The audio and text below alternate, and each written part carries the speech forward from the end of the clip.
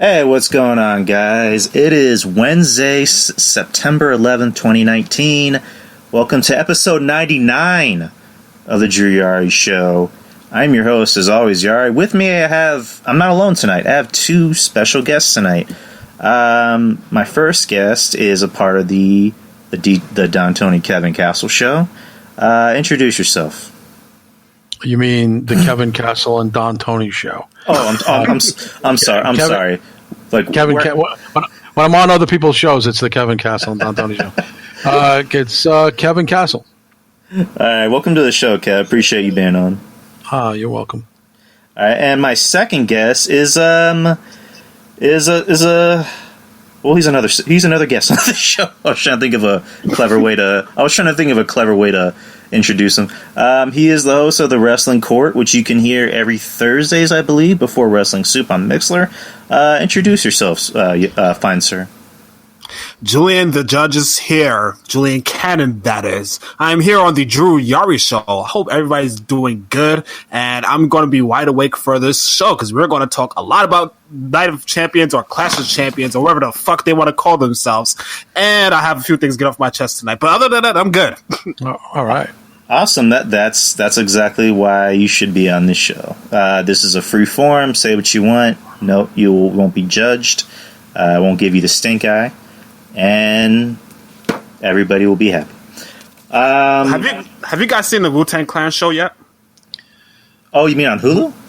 Yes. No, I haven't seen it. I have it on my queue. I haven't watched it yet. It's awesome. Trust me, it is awesome. Is it a cartoon? No, it's a docu. It's a docu-series of them when they formed. Oh, okay. I'll check it out.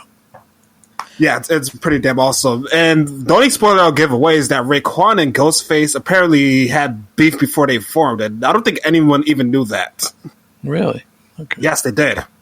That's the only thing I could give away. That they literally showed that in the first few minutes of the first episode. But I also have to say, even though I've said it for years, RZA is a talented freaking producer when it comes to hip-hop music. He's very freaking talented. And you're going to see all of that in that show. Shockingly, a group that talented and badass comes from Staten Island. Go figure. The island that's abandoned away from every part of New York. I know. It's like, what's it famous for, really, when you think about it? Nothing. Well, nothing besides all the shootings that happened there at that time. Yeah, the fifth borough, and we don't even want to claim it as the fifth. Dude, I don't think I'll ever want to go to Staten Island in the winter as well. Oh, it's the worst. I mean, my father lived there up until he passed away, but that was the only reason we went to Staten Island his final 3 years of his life. Actually, no, 5 years. He lived in Staten Island. It was such a chore to get out there. It's just the middle of nowhere. Drew, have you ever come to New York? Stay away from Staten Island and the North Bronx as well. Yeah. I'll trust you guys at your word. I won't argue with that. This just kind of came in my head. So, like, say if I wanted to go to New York, which I'm actually interested. I've always wanted to go to New York. Just to say that I've been in New York. It's the one of the most famous cities, states, in the world. Like, if you had to pitch New York to someone, like, how would you pitch it? Like, places to go, restaurants, what have you. If you're going to New York, go to a Broadway show. Broadway show. All right, on it. That's all you need to know. Or be in a Broadway show. Okay, I will say this: if you go to New York, try the dollar pizza, the legit pizza they have there. That's the one thing that I always that's probably one of the first things I hear about New York is pizza, New York pizza, and it's like.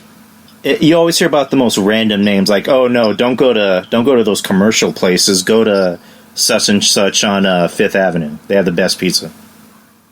Yes, they do. I've always heard stories about that as well. What about you, Kev? For pizza? Yeah. They have a place in Queens here, not too far from my house, called Brothers Pizza, which is really good. It's like my favorite place, Brothers Pizza. It's a chain to a degree. There's a few brothers throughout New York. That sounded wrong. There's a few brothers. But but the Brothers in Fresh Meadows, Flushing, Queens is like one of the best. That's the only pizza place I'll order from. If they're not open or whatever, I'll pass that night and wait for them to be open the next day. I won't get pizza from any place else. If you go to Central Park, do not go at night. Oh yeah. Yeah, you ever see the Warriors? You'll get chased all the way to by guys all the way to Brooklyn. Yeah, with guys with baseball bats. The Furies. You don't want the Furies chasing you throughout the park. Drew, have you ever seen any footage of New York in the 70s to the early 80s? It's an outlaw town. Oh yeah. It was an outlaw town. Sorry. I watch a lot of movies, so I think I might have a good idea on how New York might be, especially from the 70s. You know, I might be the only New Yorker that approves of Chicago pizza. Really? Okay. Yes, I love it. I always wanted to try that Chicago pizza. If you do, try Giordano's or the other place at the missionary Thomas mentioned. Okay. Another place, Chicago. I'd love to go to Chicago, try their pizza. Mainly, I just want to travel just so I can eat different food from different places. Like Man vs. Food. I always wanted to take the place of the host on that show. Man vs. Food. That's like the best show. Well, didn't that guy become a?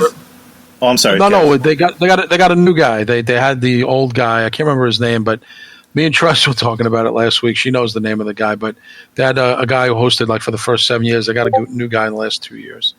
It's a great show, though. Well, I was going to say, didn't that guy become a vegan? He might have. Yeah, I believe he did. Did he? Yeah, he did. Oh, okay. That's tragic irony. I got no problem with vegans. Well, no, I don't hate vegans either. I'm just pointing out the irony of that situation. Can you be a vegan and live in Texas? Is that possible? They allow that? I don't know too many vegans. I might know a few vegetarians, but I don't know too many vegans here. Yeah, vegan in Texas. That's like Jesus Christ. That's pretty brutal. It's like, how have you not had a taco once in your life? It's like, well, we eat vegan tacos. Those aren't the same. I can't. I've gotten to the point that I don't have a lot of years left. So I just, to me, I'm not going to be annoyed by somebody's eating habits.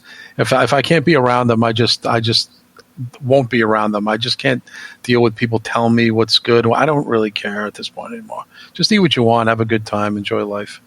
I will say this: I'm not a vegan, but some of their vegans, they serve them at Google where I work at. Yeah. Oh, you work at you work at Google? Yeah. Oh shit. Oh, I didn't know that. You work at Google? Yeah, that's my full-time job. Oh, I thought you created Comic-Con. I didn't know. Yeah, I still do. I tell everybody I know the guy who started Comic-Con. I tell everybody that. So you pay for Marvel and DC and everybody to come to your place to sign autographs? I don't do that. I have nothing to do with that. I ain't got nothing to do with that. I'm also a content writer too, not for Google, of course, but for the outlet I write for. Oh, okay. And you said, because I remember when I was on your show, Wrestling Court, I think last month, you mentioned that you're on a documentary, correct, on Netflix? No, not me. My co-host Rob. He's getting a job with Netflix soon. Really? Because I thought you were on. It was a documentary called "The Toys That Made Us," I believe. No, I interviewed one of the people from there. Oh, so you're not actually on it, but they can hear your voice off camera. Off camera? No, I called the creator of the show. We spoke for about 20 minutes. Oh, nice. Oh, okay, all right. Just yeah, but that article has been up for about a month already. How did Netflix approach you? How do you usually get approached by a lot of these studios or shows? Well, I leave my email, my articles every single time. So a few of the studios, not only Netflix, but AMC, CBS, NBC, and the others, they contact me. Especially during times when I cover Comic Cons, they send out all the emails to everyone who got approved for the junkets. the last month I covered the Dark Crystal one. I'm not sure if you guys seen the show yet. That's on Netflix. That's the prequel to the movie. I got invited to the red carpet and I interviewed 3 of the actors over there. One of them I already knew since I've watched her on Game of Thrones. So after those interviews, they took us to the press party where they had a whole bunch of food over there. I was speaking to the actors as well. It was quite a jarring experience because I talked to them like they were just regular freaking people after the red carpet. Like, what's like the first like big project that you're invited to as far as like a red carpet premiere or junket or anything? The very first? Oh boy. I'll have to say the Avengers in 2012. Like, you actually got to like go to the red carpet premiere and interview the actors? I was doing photography at the time, so I was doing the photos. Oh, okay. And like, whenever you get like the first time you got an email from like, you know, I would imagine it's Marvel or Paramount at the time, because I knew Disney hadn't bought. I think Disney was like barely finalizing around the time when I started, they already got it. Okay, never mind. So, like, you know, when you get, like, this email from Disney or phone call or whoever, is there kind of, like, this thought in your head where you're just like, yeah, right, like, Disney's calling me.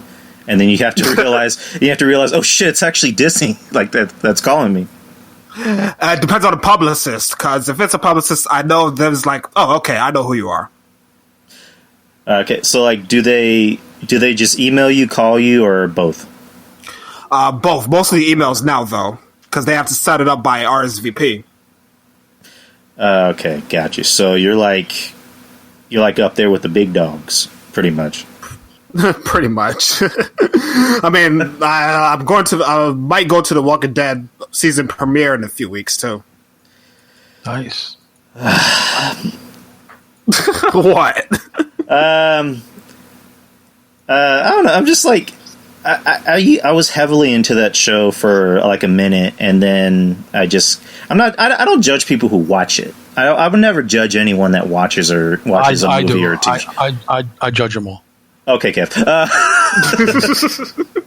Kev will judge you automatically, but like I mean, people watch that show. It's cool. They're it has a very loyal fan base. It's just like. It just seems like almost everybody is gone from that show. And I'll say this. Sorry, go ahead. I'm sorry? No, I just interrupted you. Did I? Oh, no, I don't think you did.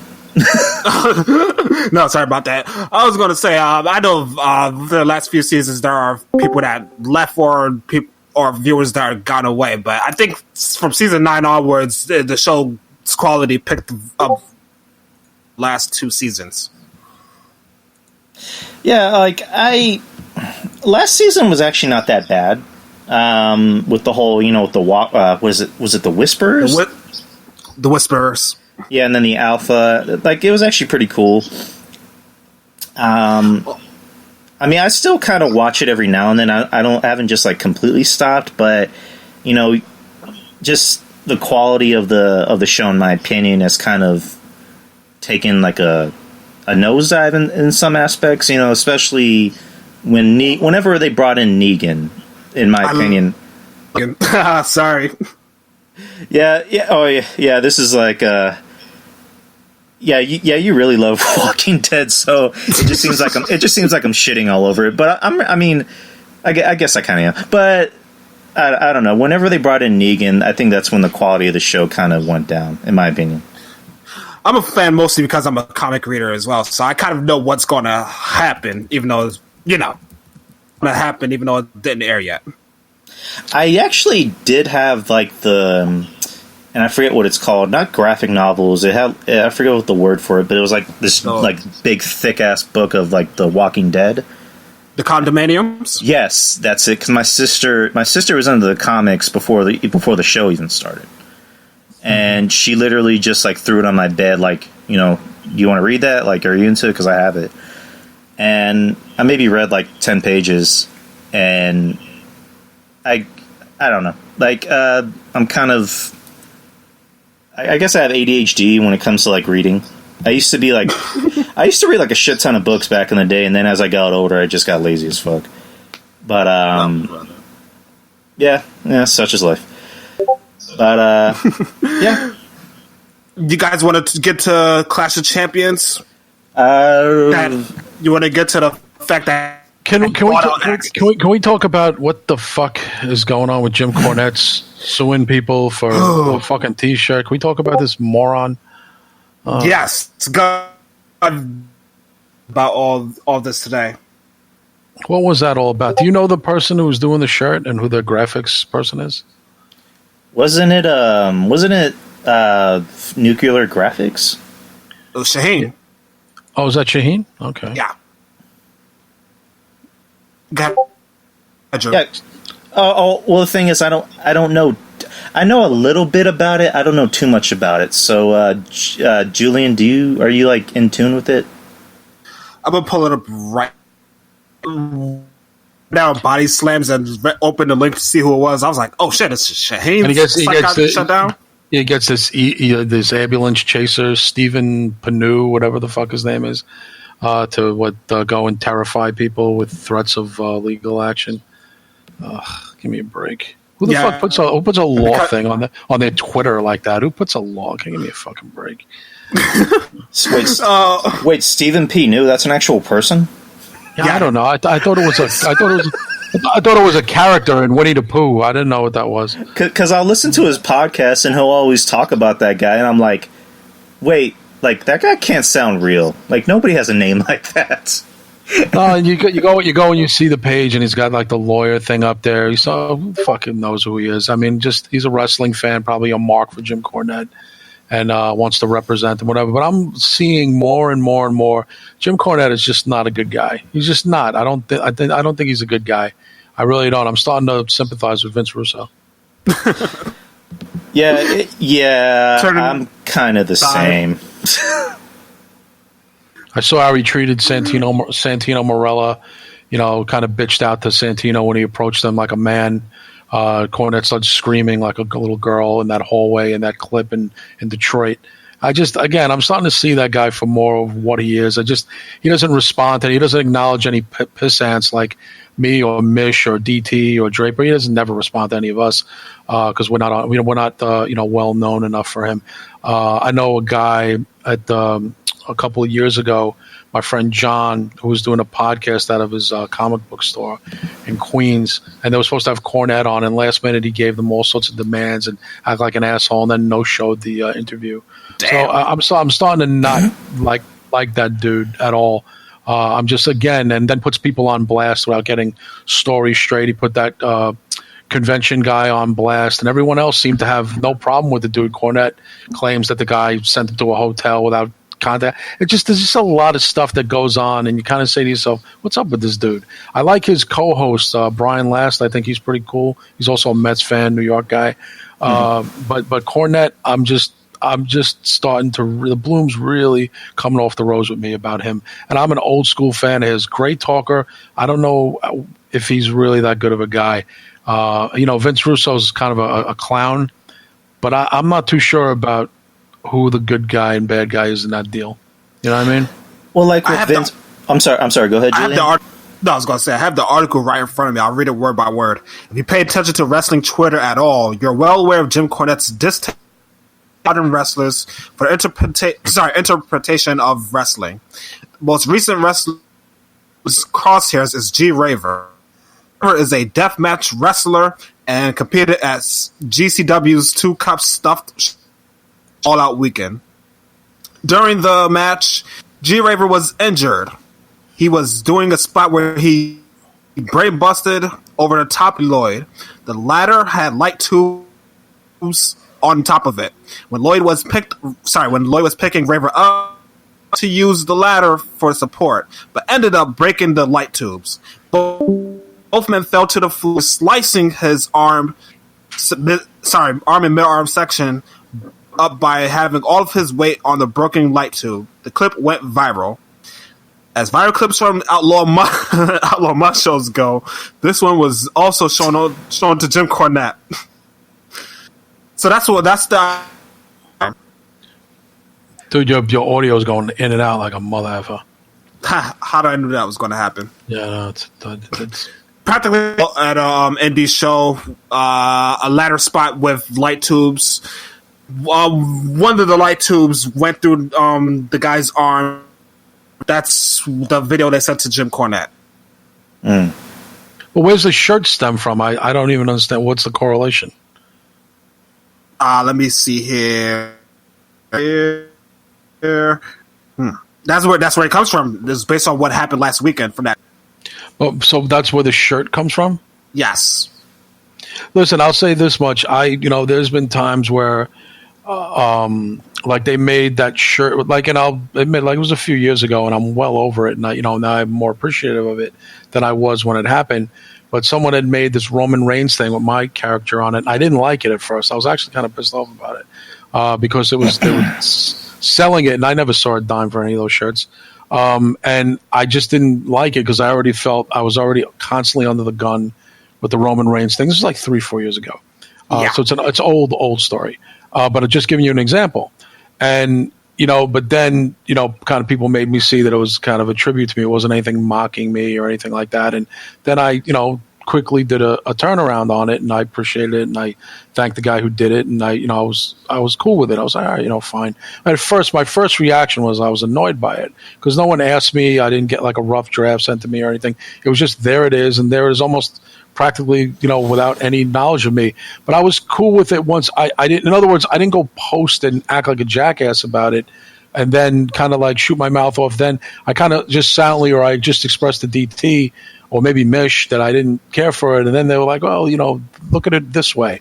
Then when I saw it that way, I was like, yeah, all right, yeah, you're right. I took a step back and I understood what it was. And I was, totally did a 180 on it. But I think Cornette just flies off the handle and doesn't even try to, and everything's got to be litigious and everything's got to be us versus them.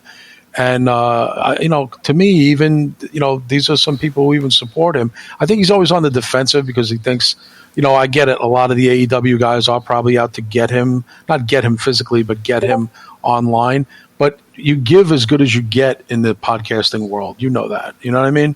If you're going to take shots at people, you got to prepare to get them taken back. And if you're a lightning rod for controversy, you're going to get it right back in return. So you can't really cry about getting the treatment when you give the treatment. You know what I mean?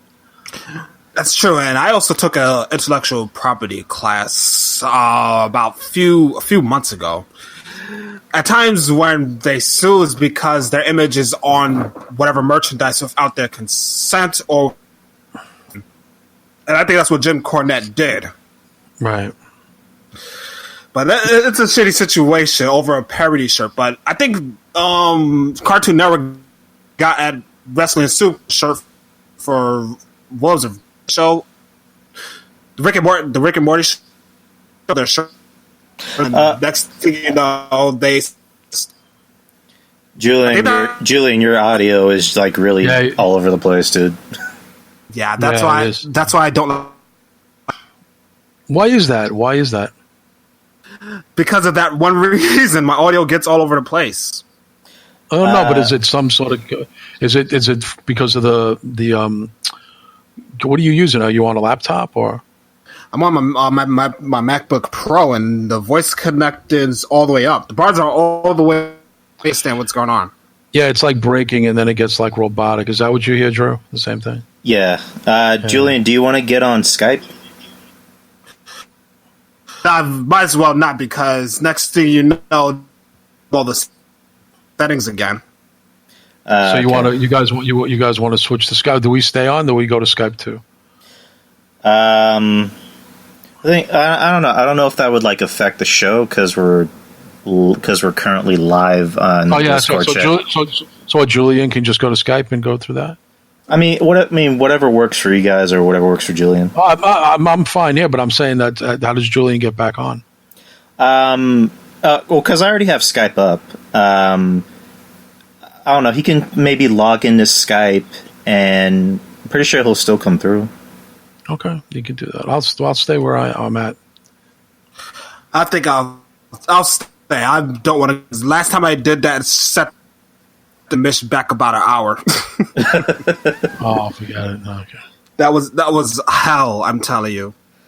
We're just gonna have to make do. All right, yeah. So the whole Jim Cornette thing. With Jim Cornette, it's like he's a mix of what you see is what you get, and also you don't know what the hell you're gonna get with him. Like you think you know what you're gonna get with him, but then he just flies off the handle and just goes on these big rants, and then for some reason he'll throw in religion.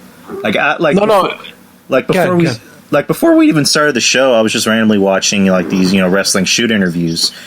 And he's talking to Sean Oliver, and it's literally Jim Cornette explains why religion sucks. And he just starts talking about, why he's not a fan of religion, blah, blah, blah. And, just, I guess you can understand why he's not a fan of, like, the younger millennial wrestlers. But then there's guys like Kevin Owens, which you're not really sure why he doesn't like him. Like you can understand why he doesn't like the Young Bucks or Kenny Omega, but with Kevin Owens, however you want to call him, you're not really too sure what he had against him. I guess it's maybe like a combination of like old school, new school, and Kevin Owens has had his saying about it. Jim Cornette tries to paint Kevin Owens as, oh, he's a whiner, he likes to complain and start an argument and blah blah blah. And then, the way Kevin Steen tried to put it was like, Jim just didn't like the fact that anytime he said something to me, I didn't lick his balls and tell him how great it was. I think that's it. I think the thing about Cornette, like, again, I want to like the guy, instead he just does stuff. I think the whole concept of telling your fan base, if you are a Republican, if you're a conservative or whatever, unfollow me or I'll block you. I mean, that is just the definition of not only intolerance, but just ignorance.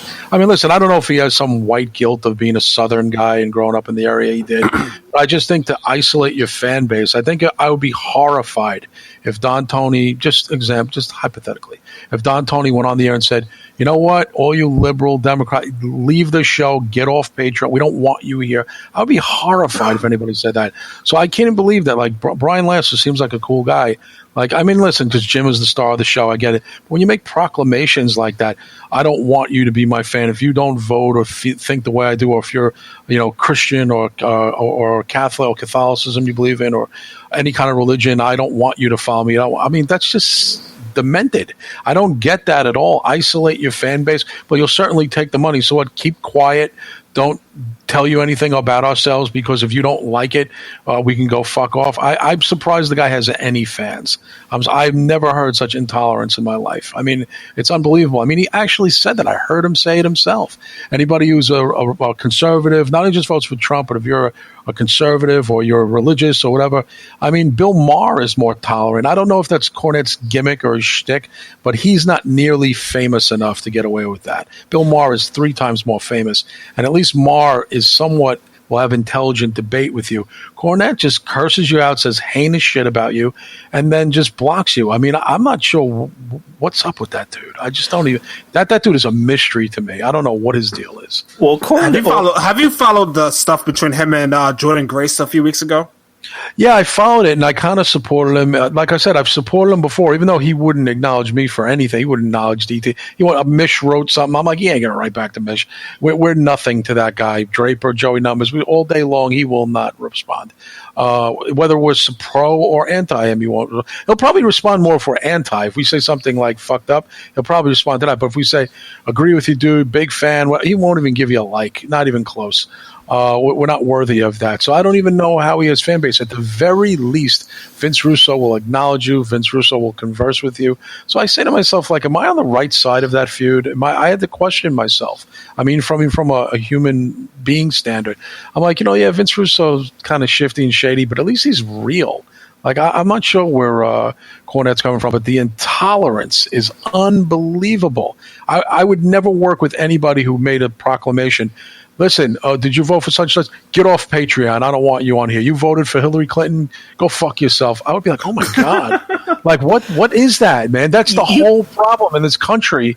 And I wrote what I wrote today in a way, if you guys saw what I tweeted today, it kind of was an offshoot of that I'm tired of all these people with that shit. And Cornette's one of them. I'm unfollowing him.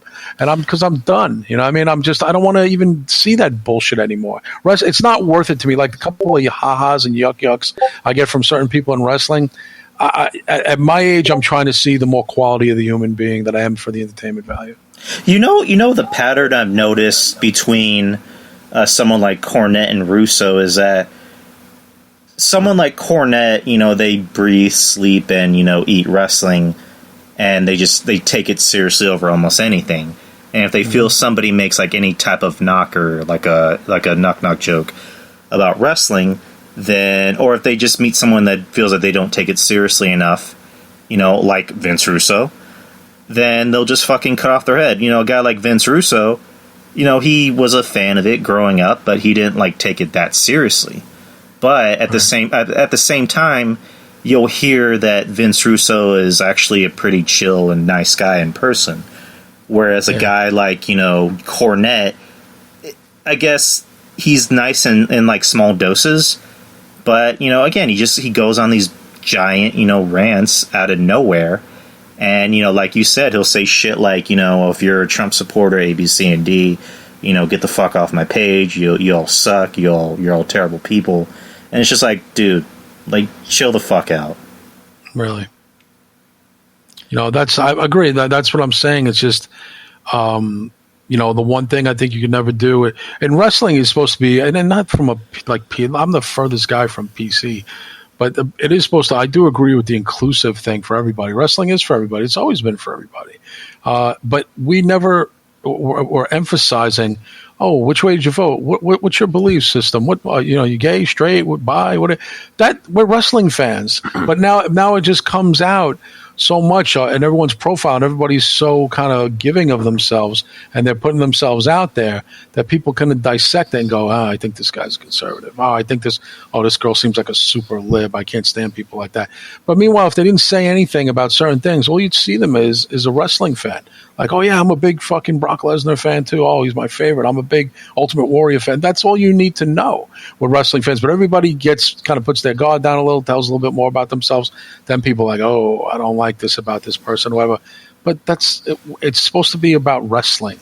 If Cornette to say, don't be my fan anymore because in real life you swing this way instead of my way.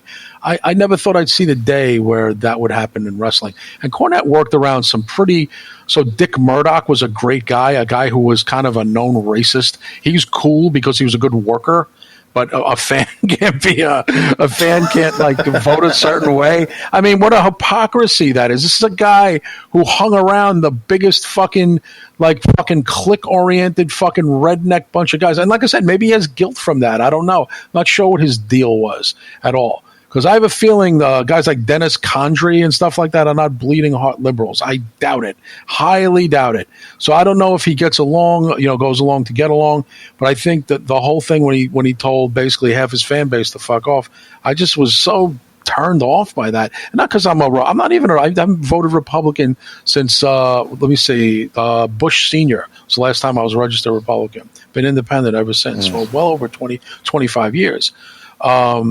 And I didn't even vote in the last election. I didn't even vote. I didn't like either Trump or Hillary. Didn't vote. Okay, so I've never voted a day by.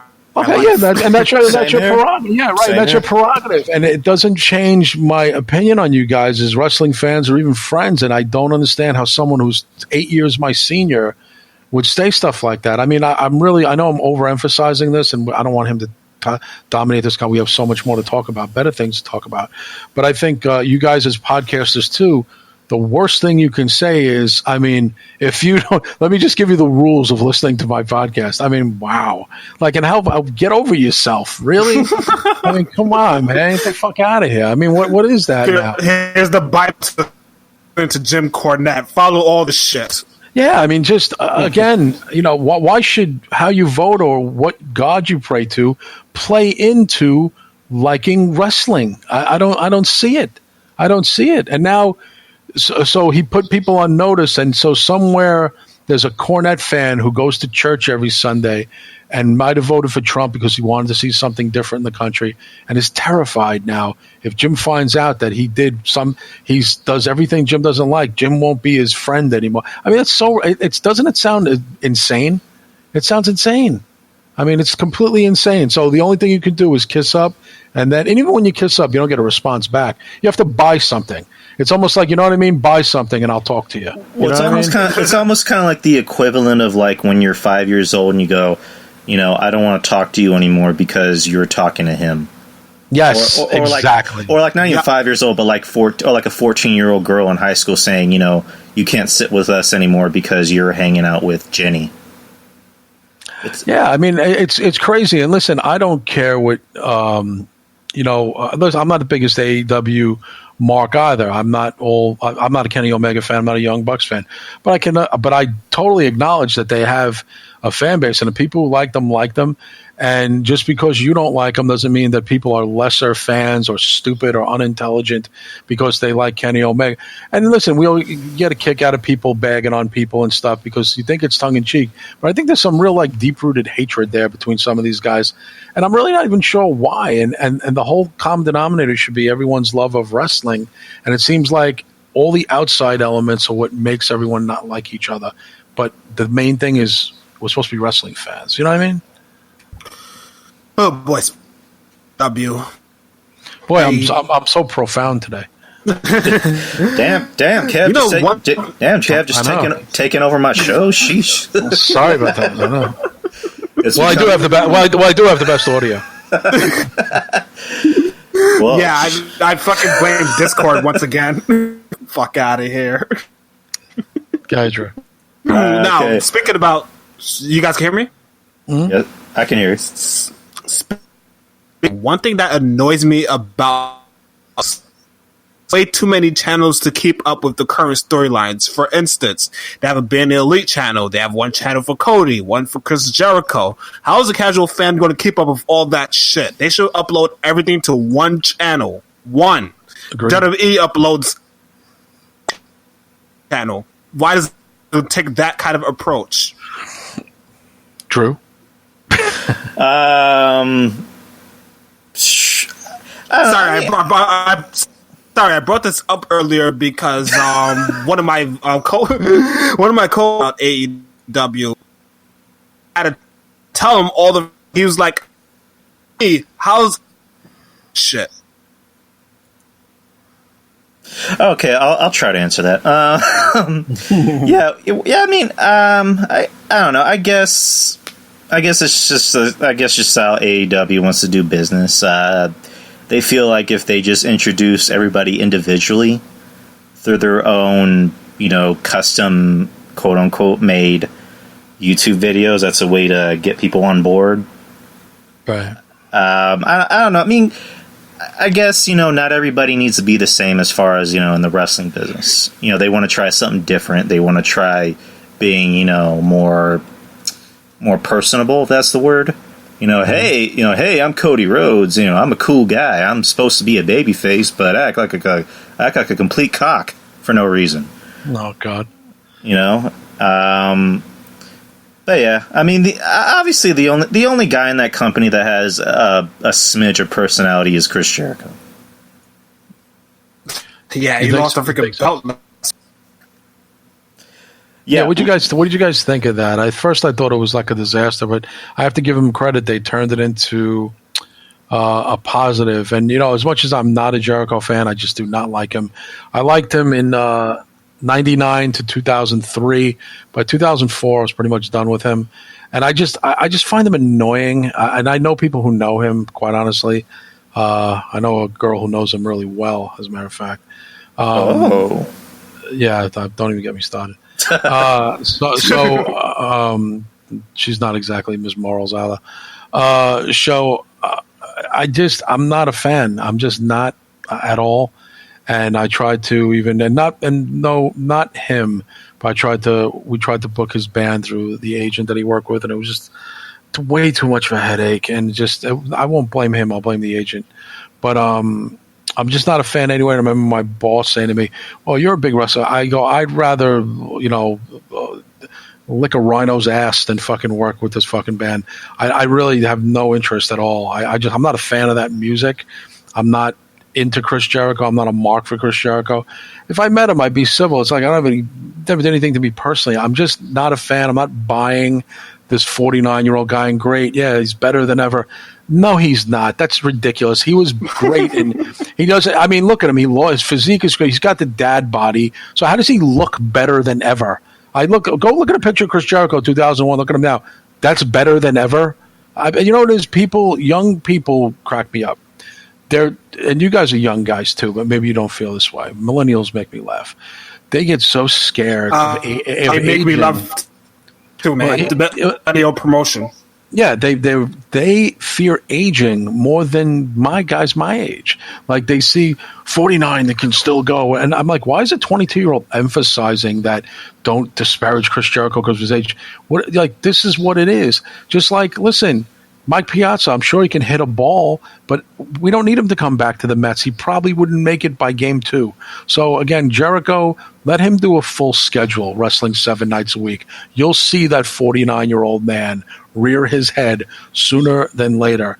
He's doing spot shows right now, a show here, twice a week, every other week working. Of course he can keep the schedule. When was the last time Jericho worked 7 days a week? Come on. Yeah, you know the whole Jericho, quote-unquote, losing his belt, and I say quote-unquote, I'm using quotation fingers. I personally think it was a work. That can't be a work because the police report that it's illegal. Once you file a police report, and if you lied, you get. Yeah, police would never be involved in an angle. I don't know. There's just kind of like that small part of me where I'm just like, no one has power like that. I don't care, Tony Khan or whatever. Donald Trump couldn't set that up. You cannot file a fake police report. No police report is going to be involved in an entertainment angle. It's completely illegal. Nobody has that kind of power.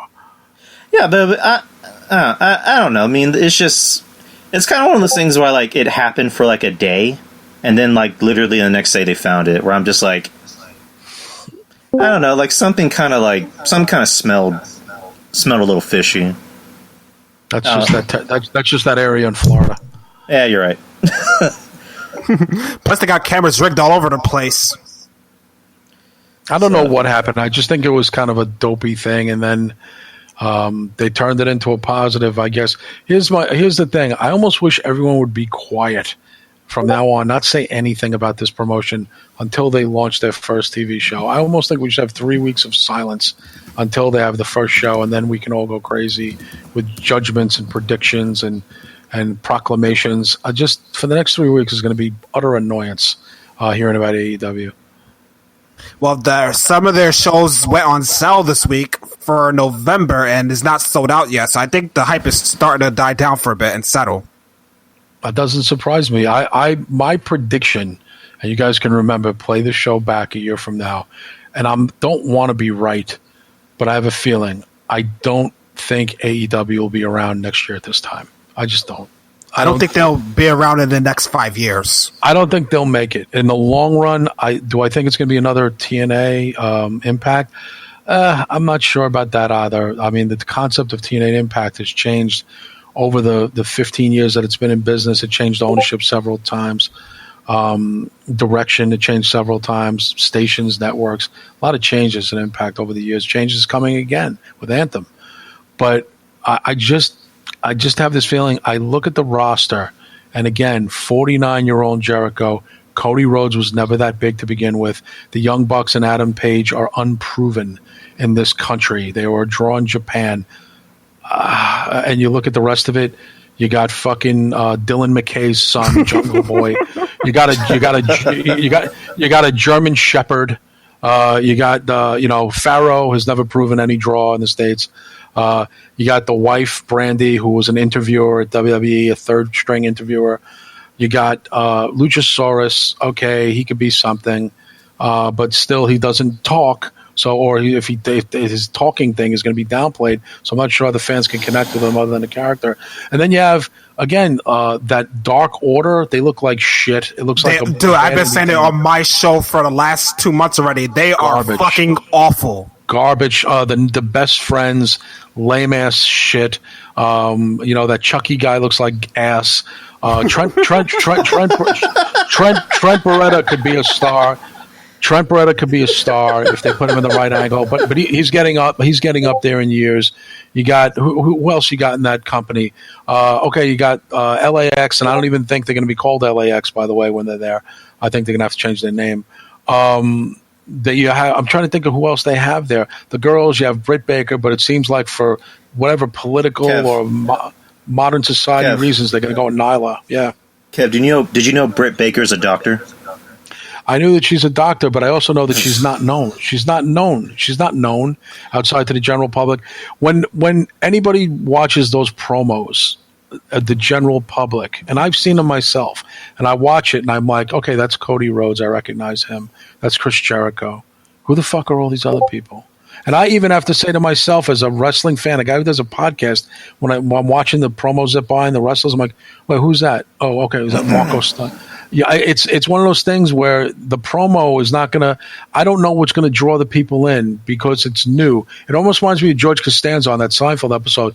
Why are they going to watch it? Because it's new and because it's on TV. By the way, that episode was on last week. Yeah. And like I said, and Nyla Rose, you got this sloppy looking woman, whose stomach is hanging out over the pants and stuff. Yeah, that ring of tire wasn't doing it for me. Unflattering, and has nothing to do. I could care less if she has a dick, 2 dicks, or 6 dicks, or no dicks. I don't care. I could care less. That never came up once in my critique of her. My critique of her is that she's sloppy in the ring. The way she threw the girls out of the battle royal looks like she hurt 2 of them.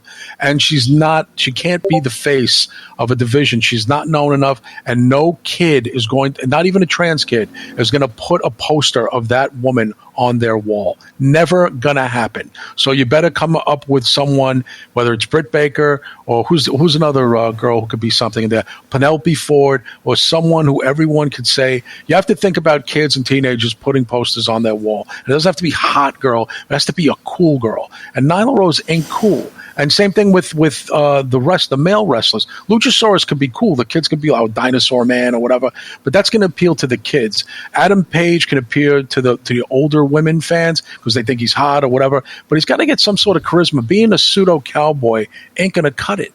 You know what I mean? So you tell me if anything I'm saying is wrong. Well, no, you're right on the money, and to kind of piggyback off of what you guys are saying about how long the company might last. The company, I think, has a very short shelf life if they don't get a star. If they don't go out and get like a John Cena or Batista. Never going to happen. Never going to happen. Absolutely not. Batista's done. He's never coming back to wrestling. I'm saying like a star like Batista. Oh yeah, they got to create. They're trying to do that with Adam Page, but. And I don't know, maybe I had to turn my volume up on the TV last week and I watched it again. I didn't see any rousing ovation for Adam Page against Jericho last week. Speaking of that match, did you know Dean Malenko produced that match? It doesn't surprise me. Put me to sleep. That's what I said on my show. It was boring as hell. The man of 1,000 holds. Man of 1,000 pillows. Yeah,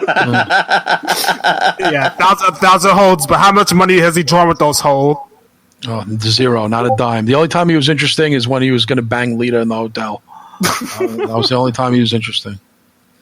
All right, you guys want to get to Clash of Champions predictions? Yes, sir. I have the card up right now. Yeah, let's do it. Yeah, I know. Some of the matches changed because of last night's King of the Ring results. Oh, yeah, because they put the finals on Raw for some weird reason. Let's see here. We got Bayley versus Charlotte for the Women's Championship. Sorry, the SmackDown Women's Championship. Charlotte. Go with Bayley. Bayley. Okay. Only because I think at the end of this pay-per-view, they want Sasha and Bayley to hold those belts up. Possibly. Seth Rollins and Braun Strowman going against Robert Roode and Dolph Ziggler for the Raw Tag Team Championship. Roode and Ziggler. I said this on DTKC, and I'll make it quick. This is what's going to happen. Dissension is going to happen. That's the match that some bad tag or a bumperooski is going to happen between the two. That's where the dissension happens. Roode and Ziggler capitalize. They win the belts. But this sets up Strowman to be the heel in the match with Ziggler, with Seth Rollins. Rollins is going to go to tag him or hit him in the back of that. It's going to be some stupid thing that's going to go on, and Rude and Ziggler will capitalize and win the belts. And it won't mean anything because no one cares about their tag team. They just happen to be the team that is involved in the angle. Well, that's definitely what's going to happen. I think Rude and Ziggler is going to win, but it's going to be by a fucked finish. Yeah, that's what I mean, and that's what will set up. They're friends now. Remember, up until the pay-per-views this Sunday, they went off the air toasting beers to each other, Strowman and Seth. They're buddies. So something major has to happen during that tag team thing, which shows Strowman's monster side, and he crushes Seth Rollins. Speaking of Raw, good thing I did not pay to go to that shit, because if I did, I would have left after Steve Austin's opening segment.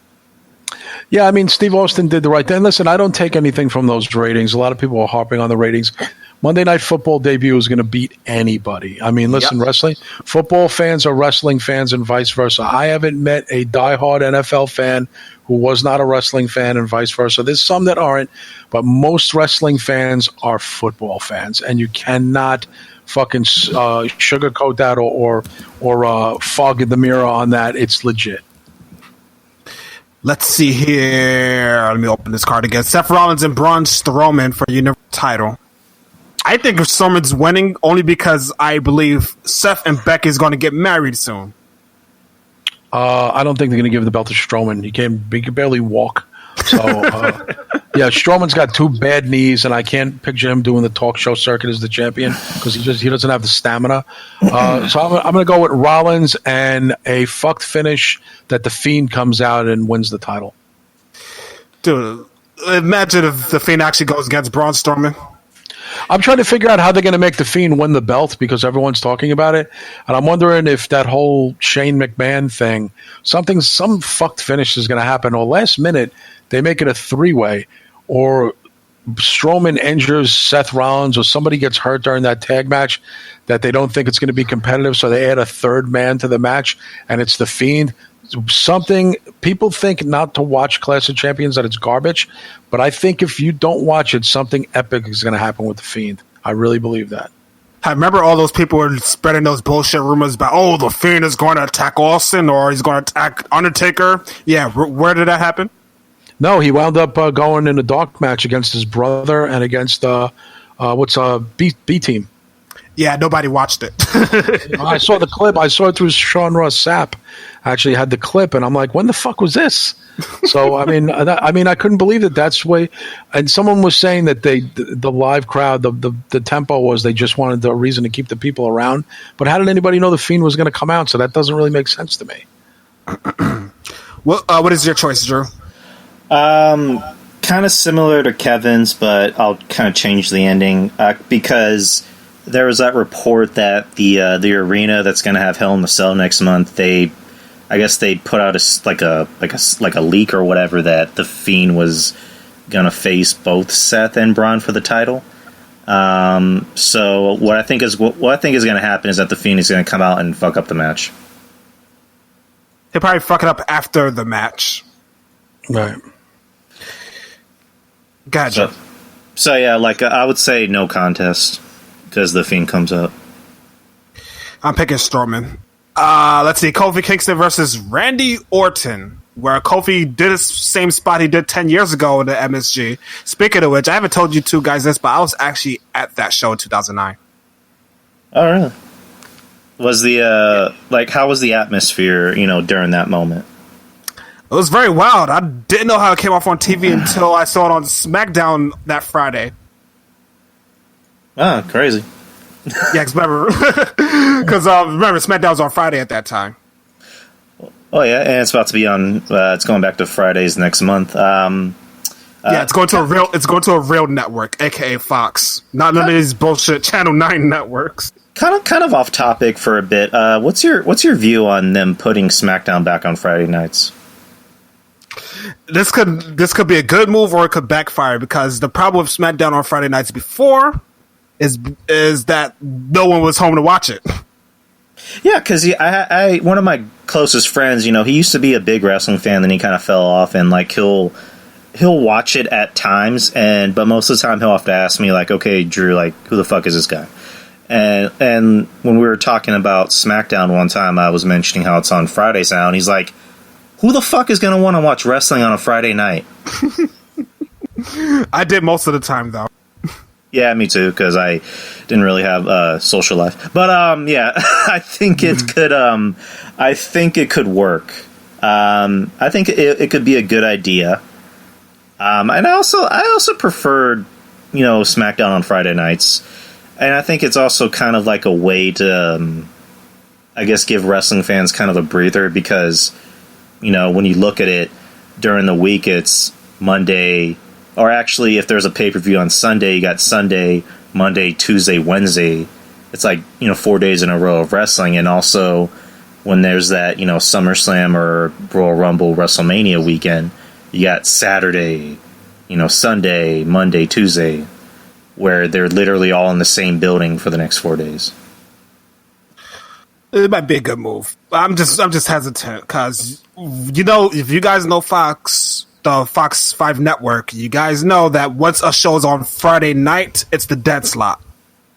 Do you think it's... I'm sorry. Do you think it'd be a better idea to put it on the actual Fox network, or because there was the rumor that they were going to put it on Fox Sports? Or was that NXT? It was NXT, but now we know that NXT is going to be on USA. But, say, do you, in your personal opinion, do you think it would have been a better idea to put either SmackDown or just SmackDown in general? Do you think it would have been a better idea to put SmackDown on Fox Sports? Before I even answer your question, which one of us actually has Fox Sports 1? Me. I think I have it on Fios. I have it on Optimum, but there's times where I forget that I have it. Speaking of Optimum, fuck them for cutting out all the internet of the entire New York City last Friday. Oh, did they? Yeah, there was an entire internet outage, but not only by Optimum, but by T-Mobile as well. Oh, shit. Yeah, it affected everybody. How'd that happen? Nobody knows. Shit was out for about 5 hours. Jesus. Ugh. Anyway. That actually, before we get back into the card, that actually happened to, this actually happened in a neighborhood that was close to my old house, my parents' house. There was a guy, like an old friend's dad, he was, I guess, trying to build a fence, but I guess his dumbass never built a fence before because he decided to build it, I think, 3 or 4, feet under. And he ended up hitting some type of cord, which literally cut out the internet and power for the whole neighborhood on his section. And that motherfucker had to pay the whole bill for everybody. Oh, wow. It's either pay the bill or else everybody comes over there with their shotguns. Wow. Yep. Oh my God, Texas. That's all I could say. Let's see here. Kofi Kingston versus Randy Orton for the WWE Championship. Yeah, mud show. What was the next match? I'm sorry. Kofi versus Orton. I think Kofi's keeping it. I think Kofi's keeping it because he needs a clean win over Orton. Yeah, I think Brock Lesnar beats him on the first night of SmackDown anyway, so he'll get it, but he'll lose it to Brock Lesnar. You know what I think? I'm sorry. You think Brock Lesnar will pull a sit and not show up to the arena until 10 minutes before his match? I think Brock Lesnar. Here's my prediction: in 4 weeks from right now, the Fiend will be Universal Champion. Brock Lesnar will be the SmackDown World Champion. You know what? Remember I told you that in 4 weeks. You know what I think might happen, and not even Brock Lesnar. I made the prediction on my show a couple weeks ago that I think Baron Corbin might be the Universal Champion. Not yet. I think. Well, let me just book it real quick. Here's what I think might happen. He's gonna win King of the Ring. There's no doubt about that. It's almost, you can almost just deliver that shit to him. Deliver the crown of the scepter. Here's what I think might happen. He'll win King of the Ring, and then he'll anoint himself, I'm the best superstar in the company. I can do whatever I want, blah, blah, blah, A, B, C, and D. And thus, he'll walk on to SmackDown on the first night. Or he'll walk on to SmackDown, I guess, maybe you could say a week before, and then challenge Kofi Kingston to the WWE Championship. Or not WWE, WWE Championship. I said Universal Championship, my bad, before. WWE Championship. and then beat Kofi. That could be possible. And the Fiend, the Fiend as the Universal Champion, I can see that happening. Baron Corbin becoming King of the Ring. He'll anoint himself not just the King of the Ring, the King of the WWE, and he'll demand a WWE title shot on SmackDown. Let's see. We got Drew Gulak versus Oh my God, how am I pronouncing these names wrong? That shows you how much I watch 205 Live. I don't. Drew, can you pronounce this for me, please? Okay, yes, sir. Humberto Carrillo. And the last one. Lince Dorado. Yes, I'm horrible today, guys. I'm picking Drew Gulak. Well, as a fellow Drew, I'm going to have to go with Drew. Kev? Drew. All right. The New Day versus the Revival for the SmackDown Tag Team Championship. Oh, Julian, just off topic. Did you hear the news about 205 Live going to NXT? I don't believe it. Nothing's been confirmed yet. Well, I have the interview from Triple H. He was being interviewed by Newsweek, and he said, I have the quote in front of me, he said, "You'll start to see 205 begin to, I think it always existed as an island unto itself. A little bit, and it's become lost in this limbo. You'll begin to see it move towards the NXT banner and the talent there. We have a lot of talent for them to begin to compete, either open against anyone or in the Cruiserweight division, but have that title sit under the NXT brand is more meaningful. It creates more opportunities for more people. As for our SmackDown, it opens a division for them. When you're on both shows, everybody's competing against everybody. Oh, man." I read the quote too, and nothing was said in there about shutting it down. He's saying he's going to move it to different brands. Nothing in there. The journalistic mind came out of me as soon as I read that. Yeah, but like if that is would you think that that's a possibility though? I think, honestly, all jokes aside, I believe it would be if he would have said it. Okay, all right. So yeah, the tag match. New Day versus Revival. New Day. Revival. New Day. Nakamura versus The Miz for the IC Championship. Nakamura. I'm going to go with Miz because Nakamura is just a placeholder, and they probably want to raise Miz's profile with that dumb show that he's got on. So I'm going to go with Miz. Has any of you watched a single episode of that show? Yeah, I watched the one where her family came over from Montreal and they couldn't speak and they were all making fun of Miz. I would have threw that whole family out the fucking door, mocking me in my home when I left. They just go fucking let them stay at a fucking hotel and spend $400 a night, along with the producers and the fucking writers. Yeah, exactly. No, I just thought, I get it, it's a show and stuff, but if I was Miz, I would have threw them all the fuck out of the house. Oh my Imagine God. you're hosting people in a house and they're making fun of you behind you. I was like, get the fuck out of here. Yeah, we're too New York for this shit, man. Bunch of French fucks. That's the old school Kevin Castle I was waiting for. Shinsuke Nakamura. I'm going for Shinsuke. Miz. Roman Reigns versus Eric Rowan in a no DQ match. Damn sure we don't even have to pick. We know damn sure Roman's winning this. I would think so because I don't know. I mean, it still freaks me out. Rowan sounds just like John Goodman. It's like he sounds exactly. Close your eyes and picture Dan Connor from Roseanne. That's Rowan. And he just doesn't. I like his new music. I thought it was pretty cool, and he wears awesome obscure metal band shirts. But other than that, he doesn't have it. But I have this feeling that Luke Harper can play into something if Daniel Bryan turns babyface and helps Roman Reigns. I have a feeling we might be seeing Luke Harper again.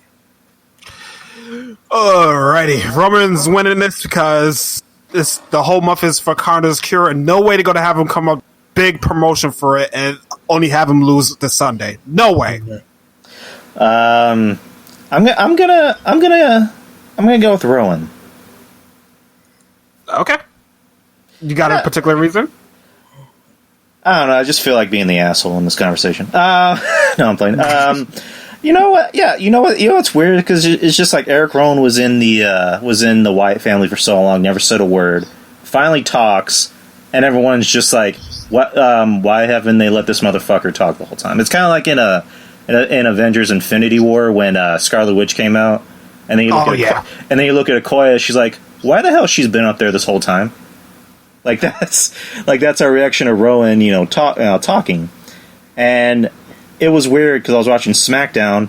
The whole place was going ape shit for that brawl between Rowan and Roman.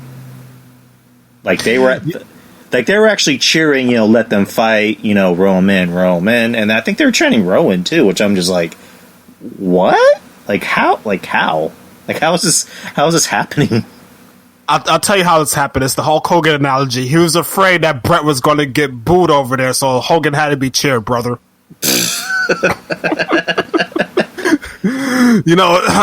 Kev, are you going to see it Chapter 2?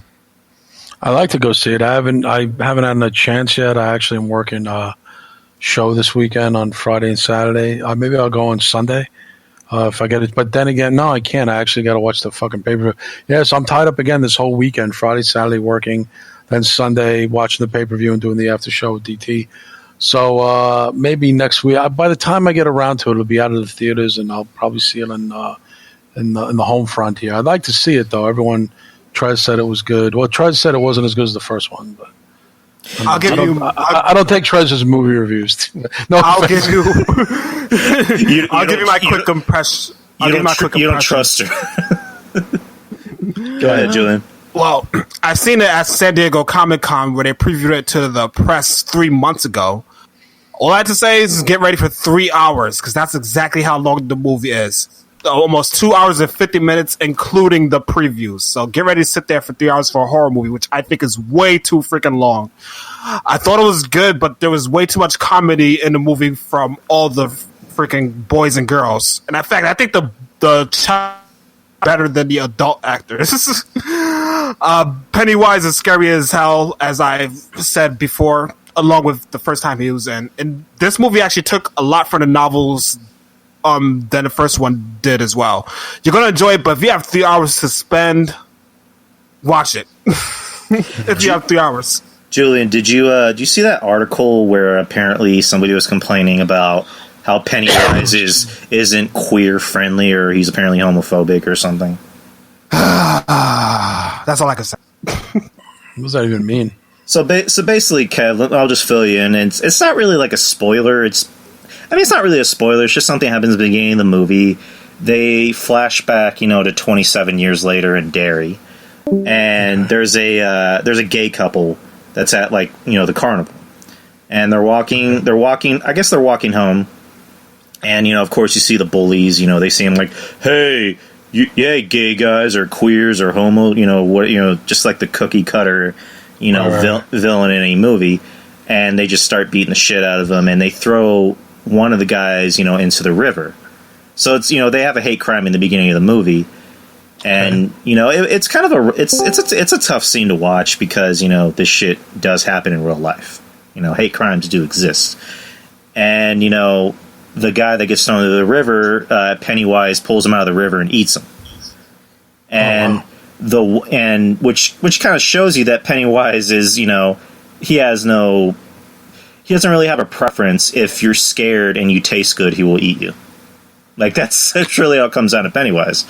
And then somebody decided to make an article saying that he's not the leader of the gay community as we thought he would be, or he's not a symbol to the gay community as we thought he'd be. He's gay? They thought he was some type of, I guess, some type of a symbol to the gay community. Well, I thought he was asexual, like Mayor Koch. I don't know how to respond to that. But Julian knows who that is. Yes, I do. But alrighty, let's get back to this wrestling pay-per-view. Right, Clash or Wrath of Champions, or whatever the fuck they want to call it. Becky Lynch versus Sasha Banks for the Raw Women's Championship. Banks. Sasha. Banks. Going with Banks also, only because I believe Seth and Becky are going to get married sometime within the next week since they're already engaged. Okay. Alexa Bliss and Nikki Cross versus Mandy and Sonya Deville. Fire and Desire is going to win the belts. Go with Mandy and Sonya also. Fire and Desire. Oh, well, like we're all going for Mandy. I think we're all going for this mostly for Mandy. No, Julian, it's not Mandy, it's Mandy. Mandy. I would find her theme song right now, but I don't want to freaking go through YouTube. AJ Styles versus Cedric Alexander for the United States Championship. Not sure. This will probably be the shocker of the night. I'm going for Cedric. And if he does win, I'll be legitimately shocked. Cedric. I've actually always been a Cedric fan, even when he was in Ring of Honor. Because over here in San Antonio, they'll show Ring of Honor at like 3 in the morning, and then out of nowhere they'll show it at 10 in the morning on CW. Like I was literally at Gold's one time on the treadmill, and I look up at the TV. I'm like, is that Cheeseburger? Like, what the fuck? Yeah, I've been a Cedric fan. So I'm going for him. I'm going to go for him in this match. What do you think, Kev? I really want to miss that match. I'll go with Cedric, I guess. I'm not. You just say you want to miss that match? Yeah, I'm not a Cedric fan. He seems like a nice guy and everything, but just another bland indie guy, in my opinion. Just another Apollo, another, just some of these NXT guys. Not big on the wall. Holy shit! What happened there? What is happening to this fucking system? I think it was me. I think I kind of stood up for a bit and my headphones unplugged. That was it. I was trying to reach for something, and that's what happened. Seth asked me when the last time I went to the movies. My cousin Vinny. Oh, really? Yeah, no, I'm lying. I actually saw. I saw Halloween with Jamie. The Halloween. Last year's Halloween. That was awesome. Yeah, last year's Halloween. Yeah. There you go. I went on a date. Speaking of which, what's your favorite Halloween film? Mine, the original 1978. I like the first two and the fourth one, and last year's. I liked the first two, and I liked. Let me see. I liked H2O to a degree, but yeah, last year's was good too. And now, from what I understand, there's 2 more coming up because I know they're bringing back. What's her name? The girl Kyle Richards is coming back for the next one. Yes, that's what I read also. Yeah. Aren't they supposedly bringing back Paul Rudd because he was in one of the other Halloween movies? God, I hope not. Let's hope that doesn't happen, please. Why they have a shortage of 5'4" guys? What do you have against Paul Rudd? Just everything, including his name. Okay, we'll just leave it at that. So, have you guys Snow Brawl? What was that? WCW Snow Brawl on MTV. I never heard of that. Huh? Wow. What about you, Drew? I'm just now hearing about this. Apparently, MTV had an award show in winter of 1999, and one of their segments included the WCW Snow Brawl. There was about 20 freaking minutes. Me and my co-host did a live watch of this a few months ago. Do you guys want me to put it up on the link in the chat room? Yes, please. Yeah, I guess. Yeah, I'm gonna find it right now. But this is some obscure shit, man. They're literally wrestling outside while there's freaking snow on the ground. Can I get? Got. I was gonna say with the Snow Brawl. That's from what year? 1999. Oh, okay. Yeah, I gave up on them around 99. I was like diehard WWE at that point. I still watched WCW at the time, but I got it right here. Let me just control copy. I'm about to post it right now in the chat. Let me see here. Let me see if anybody actually remembers that one. Oh, damn! Literally, no one remembers it. Holy shit! Yeah, but I think it's mostly because it was only aired once. It never aired again. I remember when they did like a spring break episode on MTV, and that's about it. Yeah, I've seen that one. I've seen that. Was that the one where Kevin Nash chased the guy? I don't know. Oh, that was a good. I want to put an asterisk next to my statement before because I want to be fair about this. Here's the Cornette thing. One thing I will say, because I'm getting a couple of people wrote me about this. I believe in the fact that you should be able to do artistic things, but for profit, if someone's actually selling something, doesn't matter if, friend, foe, whatever, I got to be fair. That's where you get yourself in a legal problem. If it's for display with no profit to be made, go for it. If you're going to sell it, then you're going to have fucking legal problems. Because, again, I got to be fair. And if that's what Cornette has the issue with, fine, but shouldn't be the art itself. See, the one thing I couldn't figure out about that shirt, did you guys, when you first saw that shirt and that image, did you think it was pro or anti-Cornette? I thought it was pro Cornette. That's what I thought. But now people are saying it's anti-Cornette. But I guess it's in the eyes of the beholder. But the only thing I'll say is that's true because someone said to me if they did that, like the Roman Reigns shirt, and you found out 100 shirts were sold and you didn't get a fucking dime, you wouldn't be pissed off? Oh, of course I would be. Absolutely. So, I mean, that I have to be fair about. So to call it down the middle, because I know Sheen, cool dude and everything, no offense to him, back him, good friend of Mish, good friend of the show. Artistic license, go for it. I agree with all that stuff. Listen, look at the way I look. I mean, I'm all about freedom of expression. I do not look like your normal 51-year-old man. I go to work. I don't have sleeves on my shirt. You know what I mean? So it's like, please, that's what I mean. It would be the ultimate hypocrisy to put rules and restrictions on people. But and I don't know if she made it. I probably didn't make anything. But the fact that I don't know how that got convoluted that way, but if it got sold or whoever, even if they didn't sell one shirt, listen, just show proof that nothing was sold, no one made any money, and that this shit should be done. I don't think anybody is going to nothing's going to come of a lawsuit with that. Let's just put it this way. It's a lot of scare tactics, but just the best way you can protect yourself if you guys do anything for parody is to not put for profit, and then you'll be fine. All you can do is fall back on the parody thing, and no one can touch you.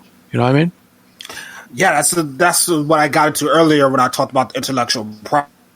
No, and you're right about that because, right, I don't want to be a hypocrite because someone said to me, if say 100 of those Roman Reigns likeness with Kev Castle name on it was sold, you would be cool with? No, I would not be cool with that. So yeah, I agree, but I don't know if a fucking shirt was sold in Cornette. I don't know if they sold one shirt. Sure, it was for sale, but was any sold? So I'm wondering how the litigation for that will go. And it's, how much money it's going to cost to sue this poor guy. It's not worth it. All those guys live in different states, including the lawyer. So give me a break. You know what I mean? It'll probably go on longer than it'll go longer. And I'll say this: the assholes who keep tagging that fucking lawyer. What a bunch of bitches you guys are. I mean, I'm probably not listening to the show because they don't support us because we're too lowbrow for them. But, because if you listen to Cornette, why would you listen to any of us, including my show? I put my show in that category too. I mean, because to them, we're not famous wrestlers. Who the fuck are we? We're the fans. We're the ones who've been supporting this shit and keep it out there and help pay the bills. I think every fan who spends money on tickets or buys merch or has bought magazines over the years, everyone's got a say. Last thing I checked. Now, opinions like assholes, the expression, everybody has one. Opinions vary. But I think anybody should be able to give an opinion on that at all. And as I look at the comments, and they're getting more and more and more, I would say it was like 70% supportive of Cornette and 30% supportive of the other side of things, Nuclear Graphics. Because I think the only thing that you get tripped up on is the sale for profit thing. You know what I mean? Yes, I do. So, Julian, you know what I mean? Yeah, I mean, dude, if you just keep it, look, I made a drawing of Kevin Castle and Don Tonio. Look, I made a thing of John Draper. There's a guy, I can't remember his name. Julian, you know the guy who does a lot of drawings of a lot of the podcasters? I'm blanking. Yeah, he did for Solid Monster. Yeah. You know who I'm talking about, right? Okay. Yes. So, that guy, if he makes something, go, look, I was sketching and I just figured I'd draw a picture. That's fine. I wouldn't even think to say to the guy, "Did you sell that? Did you make money off my name?" I wouldn't even think to say that. I would just think like, you know what I would be more upset about if this was like a real ugly version of me, then I would be upset about it. But other than that, I think if it looks like the time they made me look like Maniac Cop, that was I got upset. I mean, it's funny, and I told this story real quick. My friend who passed away a week ago, my friend Walter.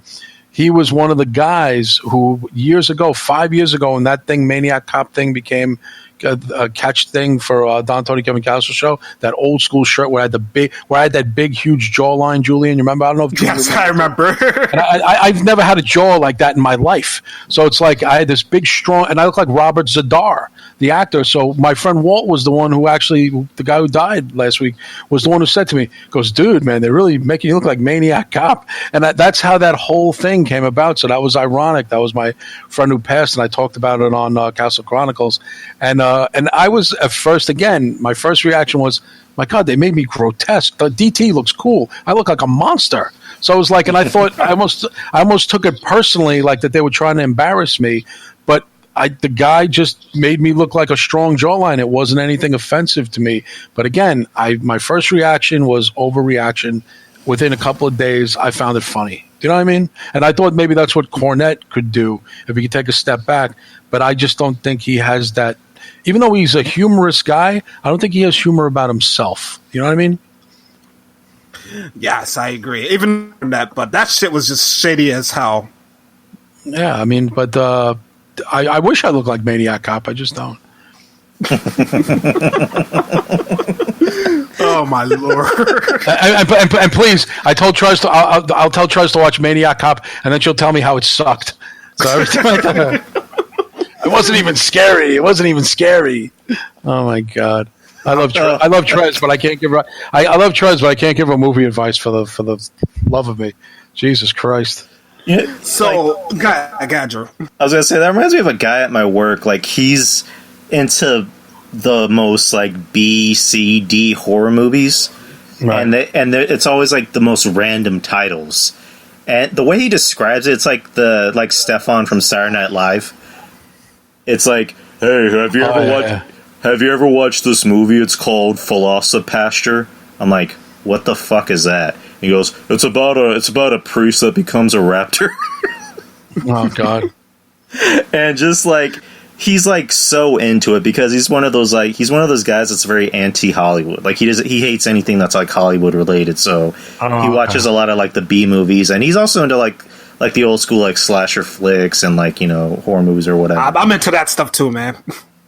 I like him to a degree. I used to like be heavily into him because before Sci-Fi, you know, decided to go, hey, we're gonna make the quality of our shows amazing, and then cancel them for no reason. They used to show a lot of like, you know, the B, C horror movies, and I would like stay up all night to watch them because it's like watching a car crash. You know, you can't help but watch it. And you want to see you guys probably never knew this, but go on YouTube after the show and look up Spider-Man. You would think it's the fucking Power Rangers. Wait, what? What was that? Japanese Spider-Man. Japanese Spider-Man. Yes. That's a car crash. And I'm telling you, just alone. Huh. It's. I think I might have heard it. I think I might have heard of that.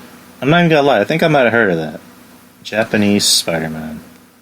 So apparently the tier system to the WWE January. I'm sorry?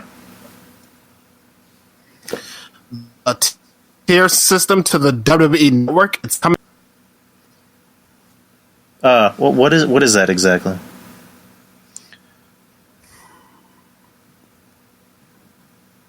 You guys scare me? Yeah, they went out. I didn't hear. Can you guys hear me now? Yes, now I hear you. Yeah, I hate Discord, but yeah, the tier section to the WWE January. Oh yeah, what's the tier system? I believe it's going to be different price, whichever you want to pay for. I'm about to pull this article up right now.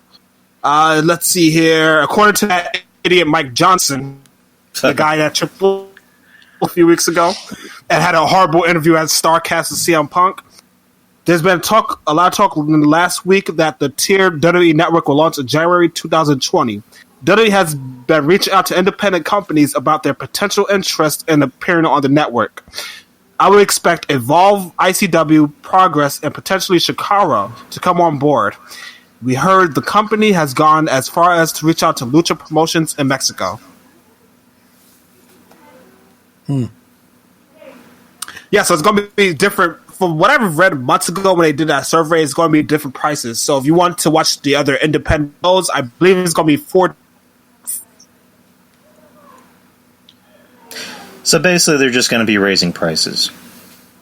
Yeah. Yeah, figures. Only if you tier, along with no ads as well. So it's going to be kind of like a like Hulu, where if you want like regular Hulu with ads, it's cheaper, but if you don't want ads, it's like $5 more. Yes.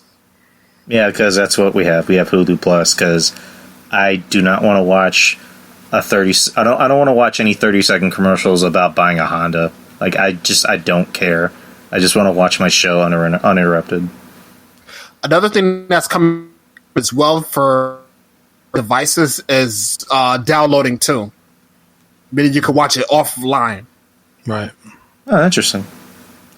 So I'm sorry. So like basically for the ads, they're basically just going to do what they're doing right now. Like if you're watching a pay-per-view, they're going to show you the ad for the pay-per-view that you're watching. Correct. Oh my god. Kind of like what they do on Raw. 4 weeks ago on Raw, I'm like, oh my god, dude. It's like Roman Reigns was almost killed. How dopey Looney Tune bullshit was that? Like, it was just like... single second. It was kind of like lazy. It's like, it kind of looked like Eric Rowan, but we brought in this 50-year-old guy that's kind of like a short Eric Rowan, but it was actually Eric Rowan. Was it Eric Rowan? Yes. Yeah, the one thing I'll say though is, and everyone was saying is because of him doing the I just think there's been a turnaround for Roman Reigns. I see him now. He gets much more cheers now. Very tepid boos. I think it's just been a complete turnaround for his character. And I think in the opposite spectrum, I think Seth Rollins is getting worse and worse. Well, yeah, that's actually when I was on Julian's podcast. He actually pointed that out, that Roman was actually starting to get legit cheers. And, like, you know, Julian, I think it was you that told this story that there was, like, a SmackDown where Vince wanted to turn down the audio, even though he was getting cheered. Yep, that's what exactly. There's no reason to. I think he's actually one of the more popular guys on the roster. I think Rollins is much more disliked by the underground fan base than Reigns is. I mean, even you got a guy like JD from New York who's now more pro Reigns and anti Rollins. So just kind of shows you the turnaround that some people have done. Because talk about shoved down our throats. There's no more definition than Seth Rollins of someone being shoved down our throats. Do you think that's the reason, Kev, that they're finally accepting him because they're not, overexposing him like they used to? I think that, and I just think people saw him as kind of a better guy when they saw the way he handled his illness, and they saw him the way he was being so charitable of his time, and the fact that he took very little time off and he was so dedicated to WWE that he came back even though he wasn't ready yet to come back. So I think people admire his hustle and his work ethic, and everyone probably said, I don't not want to like this guy. And just even like as I see him on TV and he's charming and the kids like him, it's like, but then you see Seth Rollins who says stupid things on Twitter and trips himself up and starts trouble with other wrestlers. And you start saying to yourself, wait a minute, was I the whole time going against the wrong Shield guy? Like you kind of say to yourself, well, maybe I was so caught up in the Reigns thing that I didn't realize that Rollins is a total tool in real life.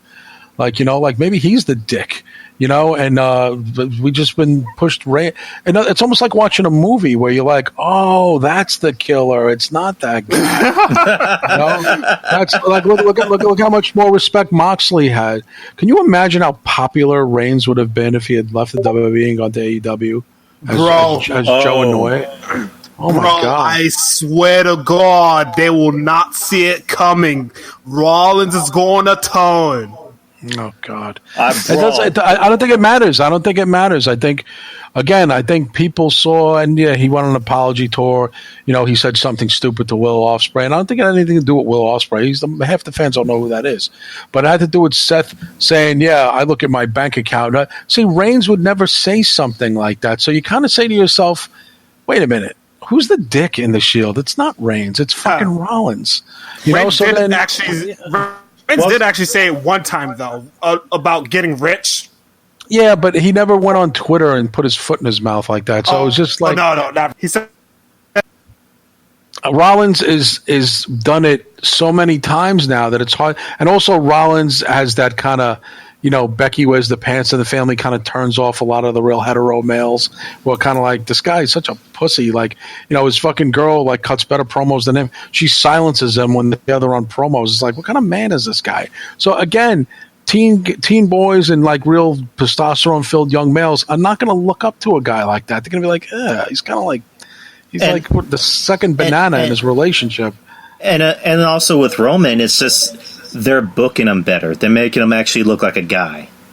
Yeah, they're making him look like a guy, and I think again, sometimes everybody's so focused on something, you miss out on other things. And I don't listen. I think it's hard to satisfy everybody because look, the Fiend can get the title. Some crazy thing can happen where Shane McMahon or Stephanie comes out and says, Braun and Seth got so beat up in the tag team match, they're not going to put on a competitive match. So we're going to add a third member to a three-way dance now.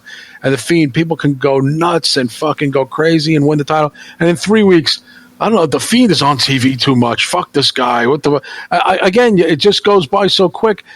Can you imagine fans of today, how they would have shit on Austin and The Rock by the point of them being on TV every week and cutting those promos? You think people would have looked forward to it? Or by third month, people would have been like, oh my God, The Rock again with another 15-minute promo. But back then we loved it, and we loved the interaction and all the segments that Rock and Austin got. They got half the show when you guys really think about it in the Attitude Era. Do you know how much The Rock was on during those shows? He was on like 1/4 of the show. Can you imagine today? Everyone would be like, why the fuck is Rock is on every segment? You can't do that anymore now because people get really testy really quick, The attention spans, Kev. Yeah, the attention span. So again, the Fiend can win the belt, and in 3 weeks, what the fuck? Again, the Fiend? I'm like, he's the champion. Like, what do you mean again? Who's supposed to come out? See, that's why Lesnar, how could you get sick of Lesnar? He's not here enough. Maybe they play it the right way, and they even got me looking forward to Lesnar coming back. And I loved Lesnar in 2002, 2003, loved him. And I hated when he left, and I hated the way he left in that match at the Garden with Goldberg. I was there, and I hated it too. I hated it.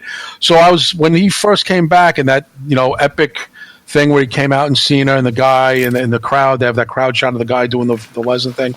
That was one of the greatest moments. But then within 6 months, I was kind of like, I wasn't that. So I fell into that trap too, where I was and then when he beat Undertaker, I got even more sick of him.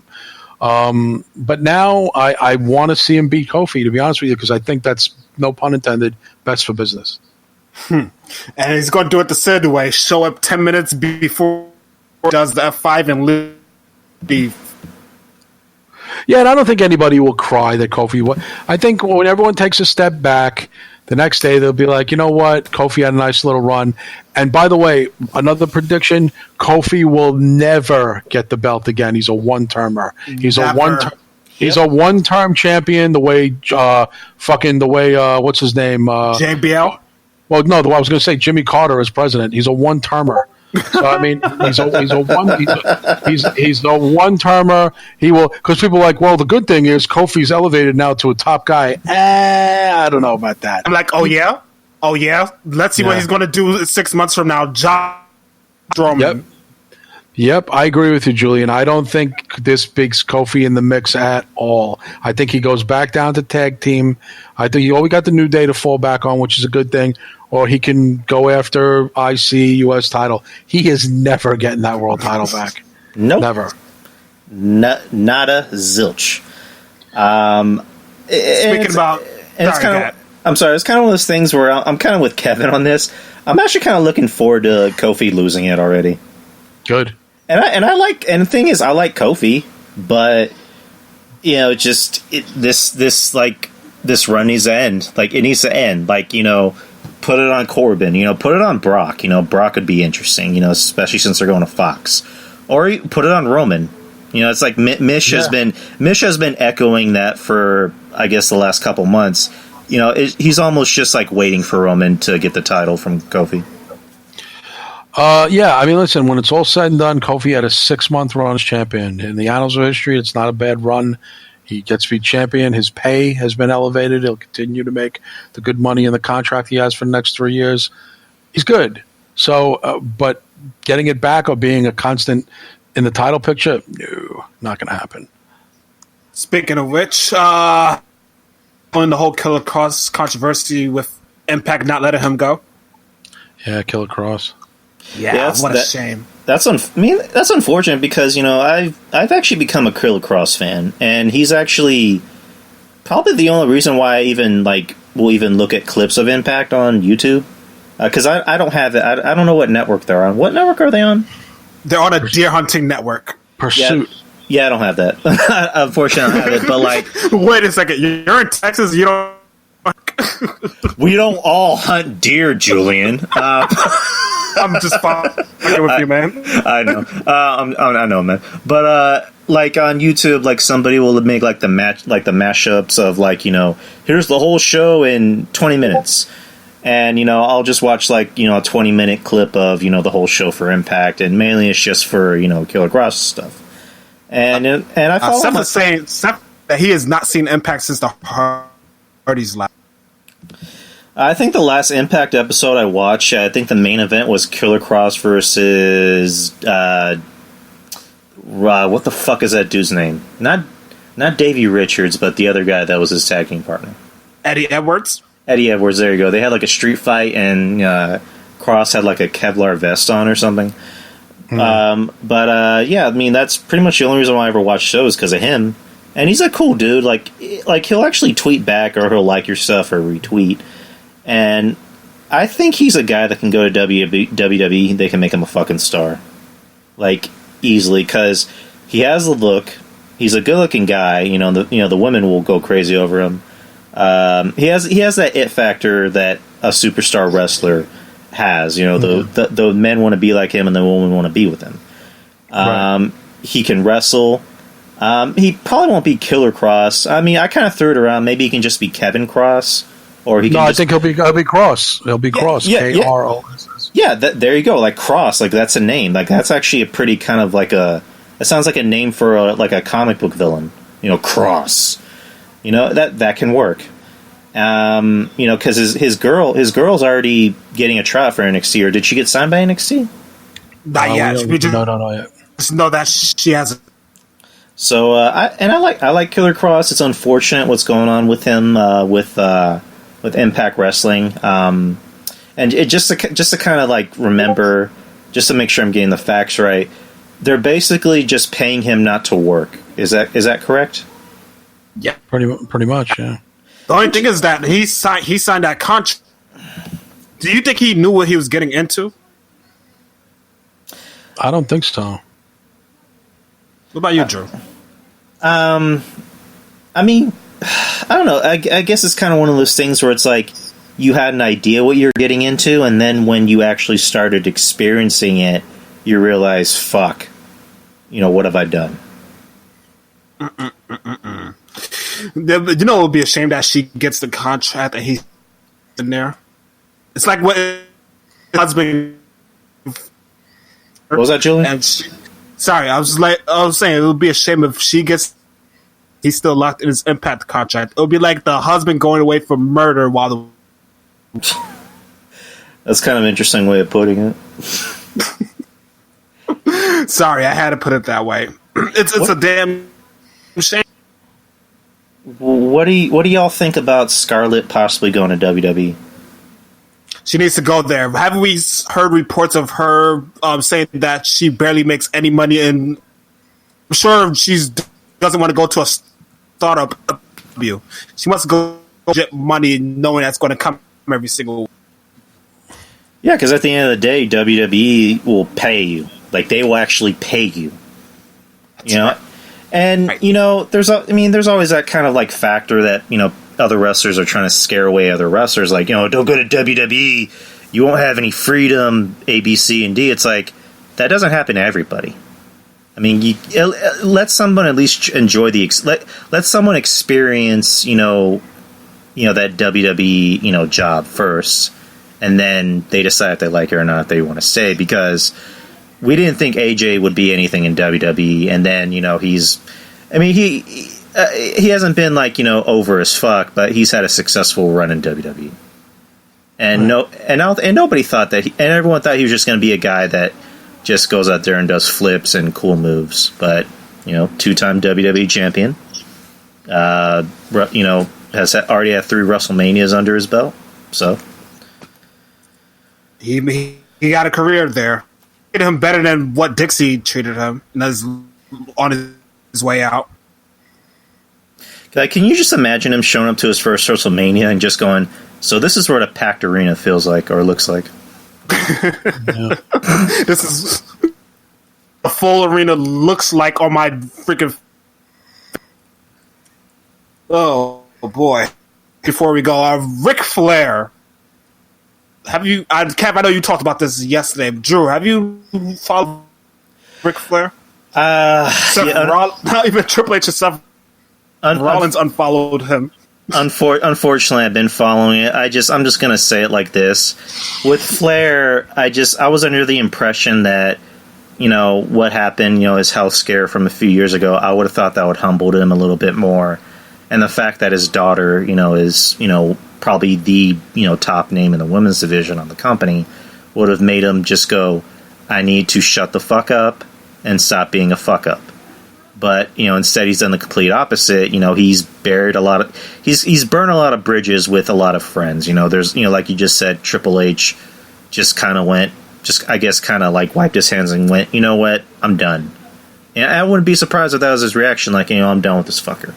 You know, same thing with Shawn Michaels. You know, I don't know if you guys saw that, but he put up a video, I think, on his YouTube where he just told Shawn Michaels to go fuck himself, because Shawn Michaels was, you know, he was honest. Shawn said, I don't think Rick knows how to, I don't know, he doesn't, I'm fucking up the words. He said, you know, I'm just paraphrasing here, I don't think Ric Flair knows how to be himself. He just knows how to be the character.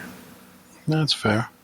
And, you know, he didn't say anything scathing. He just kind of told the truth, and Ric Flair was like, oh yeah? You know, I'll never grow up, and who the hell are you to tell me, you know, who I am and blah, blah, blah. So, with Ric Flair, you know, unfortunately, and I hate to be the Debbie Downer here, I honestly think he's going to be the next casualty. Think so? Yeah, and I don't want that to happen, but it just seems that way. Yeah, no, you're probably right. So, you guys been following the football player that's... I'm sorry? I didn't hear that. Oh, sorry. Let me see if this goes back up. You guys hear me now? Yes, sir. You guys been following the football player that just signed with the Patriots at the goal for... No, I don't know. I don't know a lot about the guy, to be honest with you. Antonio Brown, yeah, he apparently had like a sexual assault case. Yep, that happened years ago, and a whole bunch of texts just. Yeah, we're losing you, Julian. Wait, you guys can hear me? No. Yeah, Julian, Seth is saying you should probably restart your Discord and then come back in. That's probably what you should have did probably a while ago. All right, I'm gonna try. Let him try it. All right, I'm gonna try it. Or Drew change the server location. How do I do that? I have no idea. I think it's too late at this point. Let Julian just restart. Probably should have did that in the beginning. Yeah, because that's what happened. That's what happened with me and Trez. That she said my audio was fucking up, so I logged out and logged back in, and it ended up working. Now? The arrow Nick. Oh, we can hear you, sir. Okay, I was gonna say came out today too, and proof enough that it happened. But the grammar errors are freaking ridiculous, though. But yeah, because I was watching Undisputed and they were talking about it. I think it was like an athletic trainer that said that he assaulted her, and she just, I think it was maybe you just said it was like from last year or a couple years ago, right? Yeah, last year. Okay. So, what do you think the Patriots should really do about it? Do you think they should just cut their losses, or just do the old NFL way and pretend it doesn't exist, or just give them a suspension? Yeah, that won't happen anymore, especially in the movement. That shit ain't flying no more. I don't know. Here's the thing about the NFL. The NFL just seems like, I don't know, it seems like they don't know how to handle certain situations because they're more worried about ratings or whatever, or making money. Because, it's like with the Ray Rice situation where the video the partial video came out of him, dragging his wife out of an elevator. And then he got suspended, and then they re-released the whole video where they just show him knocking her the fuck out. And, Roger Goodell tries to do the whole, we had no idea. It's like, you guys maybe have had to known about that. Yeah, that's ridiculous. Oh, boy. They're going to get him. They're going to get rid of him. That's all they're going to do. All they have to do. Go ahead, Drew. Sorry. I'm sorry. I mean, judging by, this past Sunday's game, I don't really think they need him.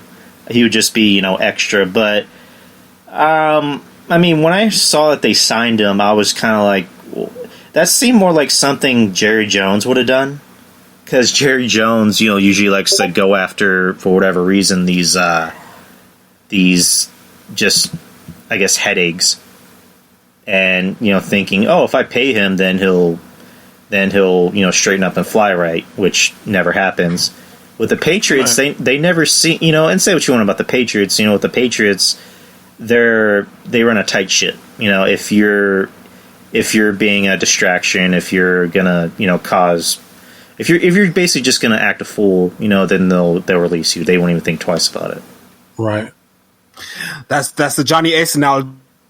Head of town relations. You want to know who's the first guy he freaking got rid of? Buff Bagwell. He did have that shit match on Raw, but Well, no, that was they did that shit to send a message. Hey, you guys gonna act like you were in? That shit doesn't work out here. You'll be out the door. Oh wait, just like Buff. I'm just now remembering this. There was a whole situation with him and Hurricane Helms where Hurricane Helms threw like a frozen, water bottle at him. Yes, that's what happened. And it's just like, wow. Like, the story he tries to tell is like a lot different, because I remember he was on the Steve Austin show and he was trying to act like, that he felt sorry for Hurricane Helms. He didn't want him to get fired. And then Helms was like, he said he texted Austin, like, literally while he's listening to the show, he's like, that motherfucker's lying, right? And, I don't know, obviously I believe Helms over Bagwell. And then there was, like, the story behind the story that Bagwell was apparently, like, his mom was, like, trying to, like, I guess book him or make storylines for him on the company. Like, JR told the story perfectly, that his mom called him and said he's not going to be in, he's sick. And then JR said, okay, but don't ever call me again. Let Buff Bagwell call me. Oh, great. I think that's it for tonight, Drew. Is it? I was gonna just close off with one thing. It's kind of like a little, just basically just a rumor. Supposedly Kevin Owens might show up on NXT next week. Oh, okay. If he does, that'll be good. Wrestling program that's coming. Oh wait, I forgot. Same week, is it? Yeah, it's AEW doesn't appear until October 2nd, so that would be 2 weeks. That'd basically be 2 weeks after next week. Kev, what do you think about AEW booking a lot of these championships before the TV show even happens? What I think about what? AEW booking matches on the next few weeks of TV or even on the pay-per-view in November without any build happening? I don't know. They're just trying to. That's just the way they do things right now. Won't be that way forever. It's just now because they sell out just announcing dates. They don't have to announce talent. Wait, got you. Oh, were you going to ask me the same question? Yeah. I don't. I mean, yeah. I guess they just want to kind of cram everything in before the first show, just so they can say we finally have champions. You know, these are our champions. Our champion is A, B, C, and D. Our champion is blah, blah, blah. So, I think it would make more sense if they just took the time. Because here's the weird thing about AEW is that for a company that doesn't want to be WWE, they're really going out of their way to be WWE in a way. You know, they're trying to say, we're not corny. We care about issues. We care about blah, blah, blah. It's like, but you're kind of doing the same shit that WWE pretends that they care about. I don't know. That's just me. Guys, I got to get rolling. I got to take a phone call in like 5 minutes. No worries. That's all right. We'll wrap it up.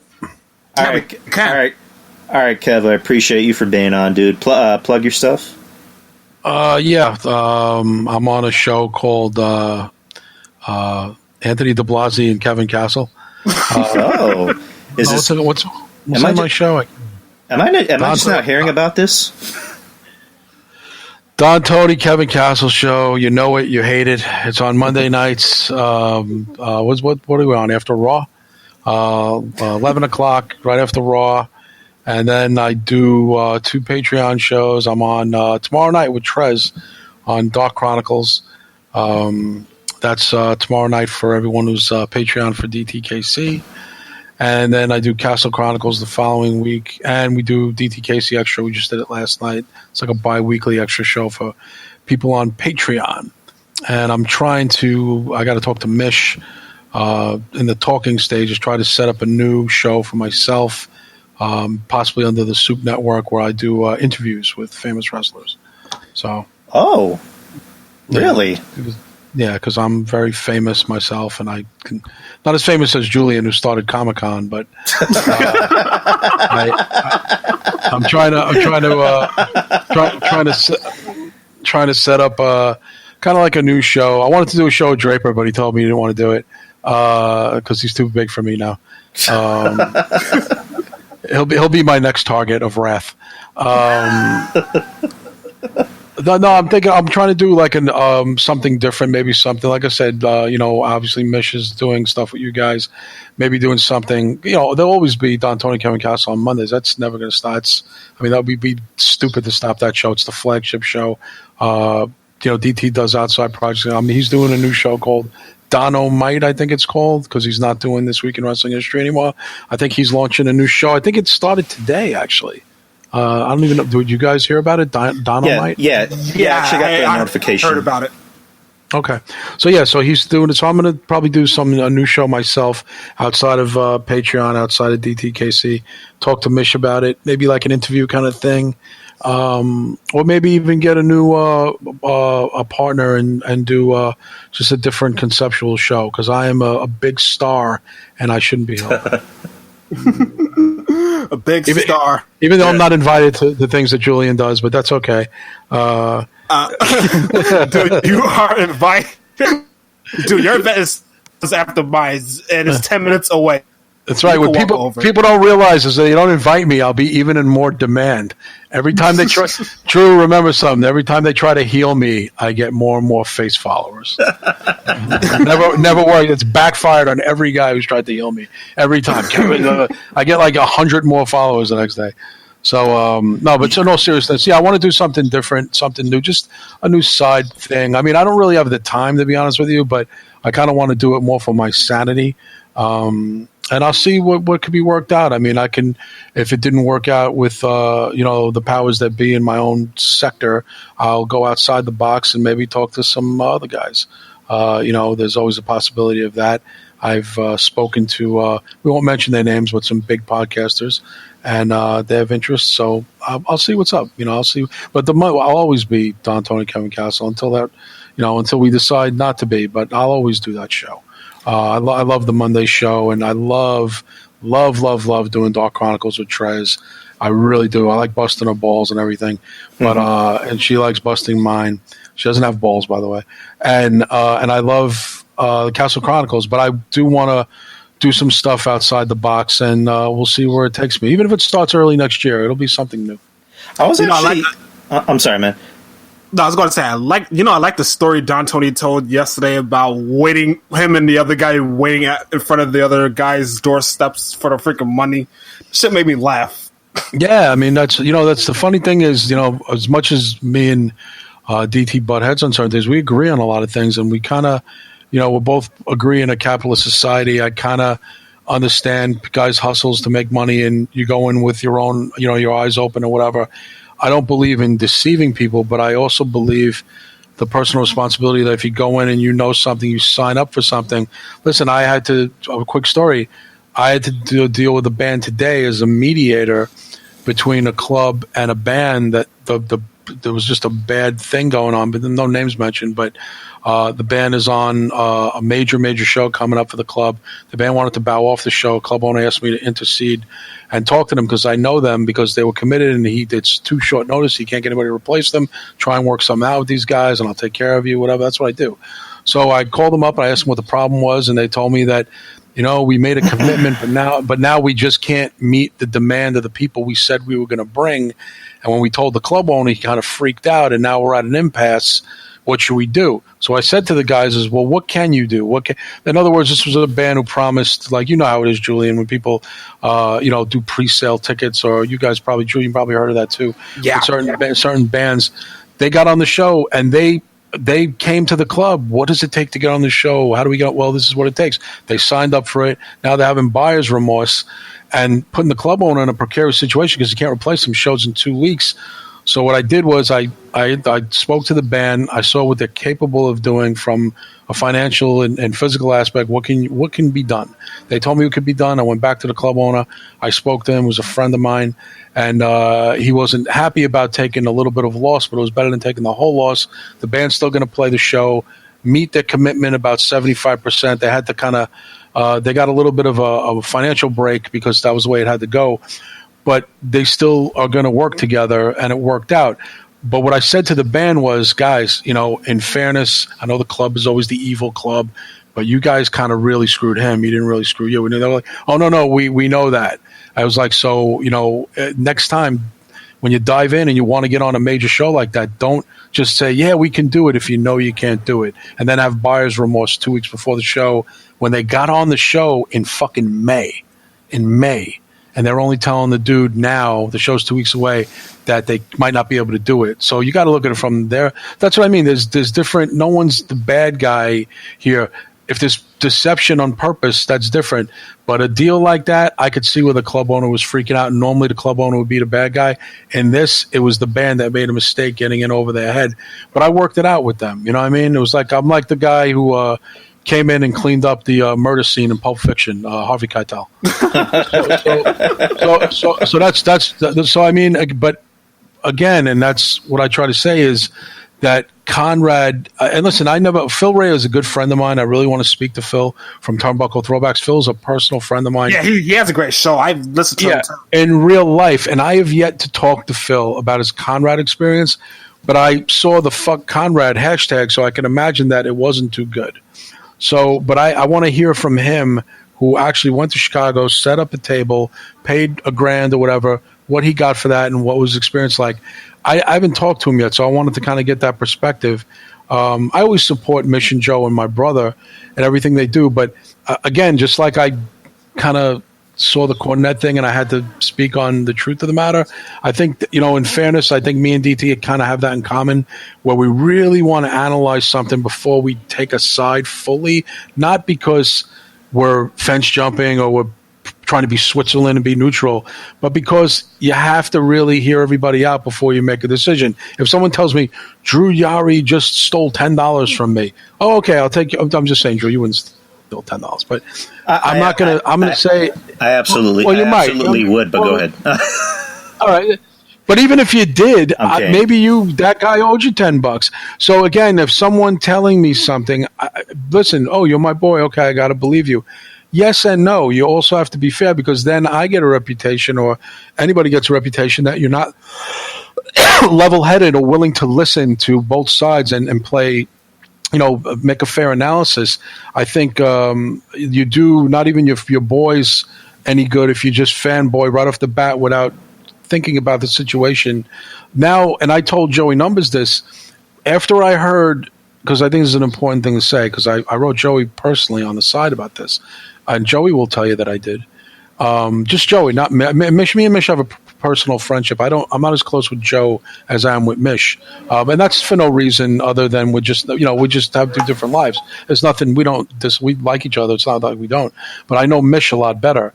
So I wrote to Joe and I said, I got to be honest, I was kind of on the fence about the whole Conrad thing until I heard Thursday's Soup Show, and now I really see it more because they put together such a great presentation and it's such a great counterpoint that I thought it was excellent. They weren't yelling and screaming. They weren't, just throwing stuff out there and ranting and raving. Mish and Joe were very composed with what they said, and it was a real intelligent debate. And now I do see it from their side. At first, I was a little like, I'm not sure, because Conrad never did anything to me personally. And listen, I got to navigate in this podcast world too. You know what I mean? And I don't think I'm ever going to do business with him, but I try and be cool with everybody. You guys see me on social media. I try and be cool with everybody. Oh yeah, no. I make fun of wrestling. I don't make fun of podcasters. So I make fun of Natty Neidhart. So it's like I then finally saw after Thursday, and even though Super talked about it before, that was the best presentation they had. And they changed my mind. And I told Joey Numbers, you changed my mind. And he said, oh, thanks, dude. Appreciate that. And then, we said a couple funny things to each other. But I told him at first I wasn't sure. I says, and it wasn't that I didn't want to publicly side against my own friends, and I wasn't going to do that. But I definitely wanted to hear. I was so queued up to hear Thursday's episode that I kept busting Joey's balls about, send me a link. I want to hear it. And then it finally got uploaded. I know Mish waited a couple of days, and I thought it was one of the best episodes of Soup, and I thought they made great points, and I totally see it from their side. But I will say, and Julian, too, you got to buyer beware. Just like when you're going to interview somebody, if you know that they might be kind of erratic and then you have a bad interview, it's like, well, you kind of knew what you were getting into. I think in podcasting, you kind of got to know who you're dealing with, you know what I mean, and what you're getting into. But because I don't know if you guys have any bad experiences with Conrad. I don't even know if you know him. You know what I mean? No, actually, but that's a whole story for another day. Yeah, no, exactly. But I'm saying that you don't know who you're going to run into in this business. You kind of got to navigate the right way. But if someone makes a good point, I'll give them credit. I don't care if I know them or I'm great friends or I'm related to them. I mean, if you're right, you're right, and you put on a good show. You put on a good show. Just like I'll be the first one to say if I sucked, I don't need anybody to tell me I suck. If I suck that night, I'll be the first guy to say it. But I think you have to be fair and make an analysis of everything and fair. Like I could tell you right now, Julian, your audio tonight was the shits. But I know. but as a person, you're awesome. You're amazing. You're an awesome. You're as a guy, as what you do, you're one of the best. But your audio on Discord is horrible. Which is why I never want to change to fucking Discord. And I can't figure it out. I can't figure it out. We'll go to Skype next time, Julian.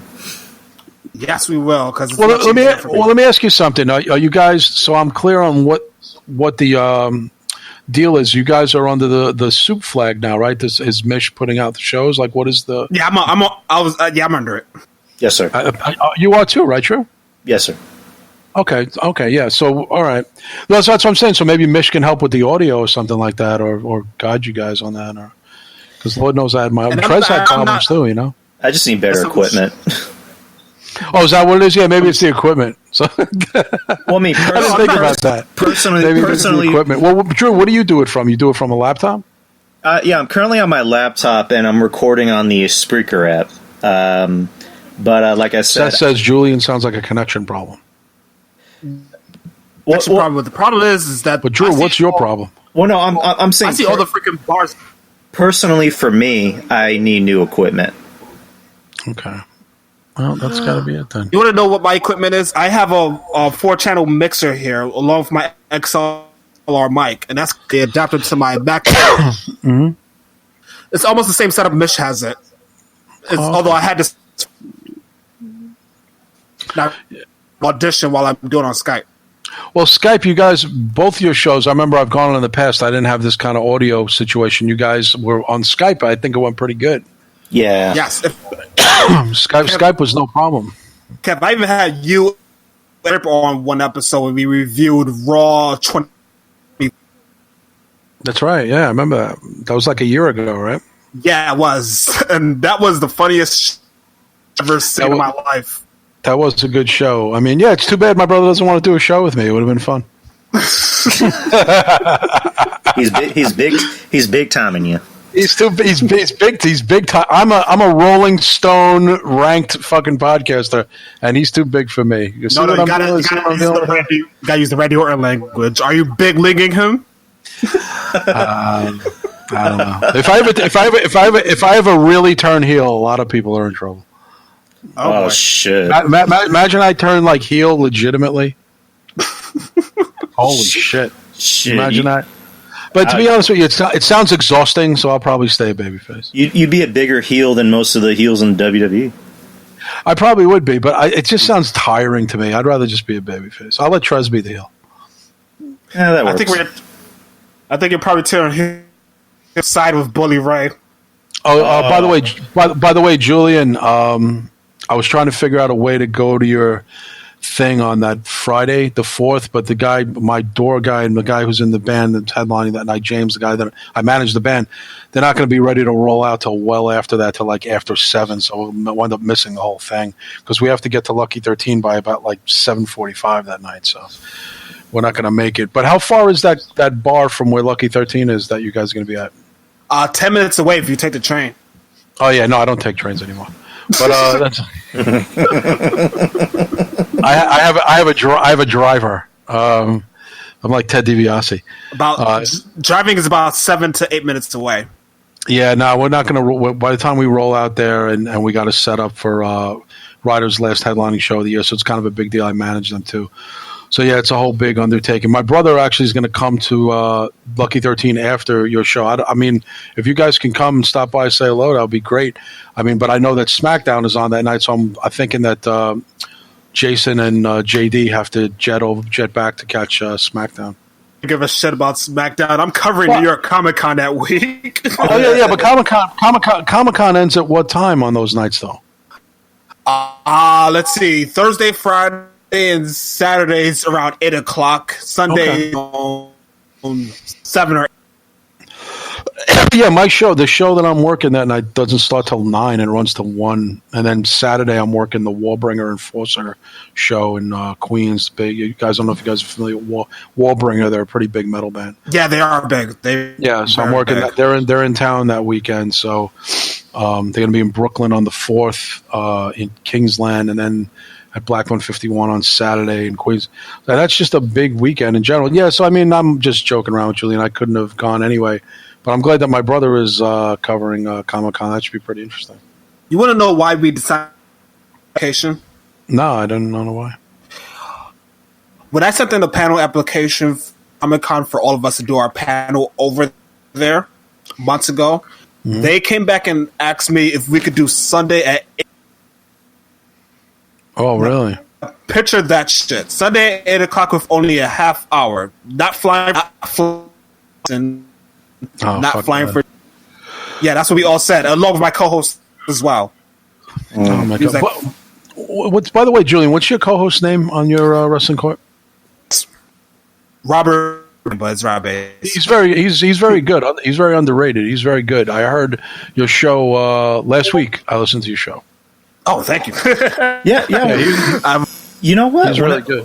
When I was on the show, and because I listened to your show before, Julian, I think anytime I listened to your show, it was always episodes that Rob wasn't on, which was weird. Yeah, I would listen to your shows, like the episodes I did listen to, Rob wasn't on, and I heard him before, but like when I was actually on the show, I would hear him talk. I'm like, for a second, he kind of sounded like Joey Numbers. You think so? Yeah, he sounds a little bit like Joey Numbers. I swear to God.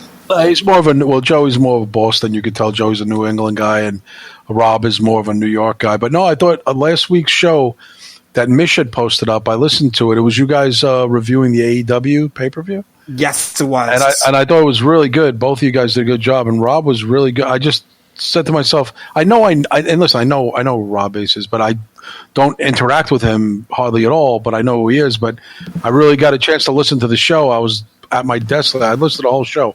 I just thought it was a really good episode, and I thought you guys worked really good together. They talk mostly about wrestling and comic, anything that happens in the entertainment world, because I write for him, and he also publishes content on YouTube as well. Oh, excellent. Yeah, no, and I thought his old school knowledge, he was bringing up some references from back in the day. I thought it was really good. And it was one of those things where I know him, and then I really got a chance to hear him. I'm like, this guy's really good. So I got to tell your partner props. I enjoyed, and you were good too, but I'm just saying him, for the first time, I really said to myself, like when you listen to somebody and then you never really listen.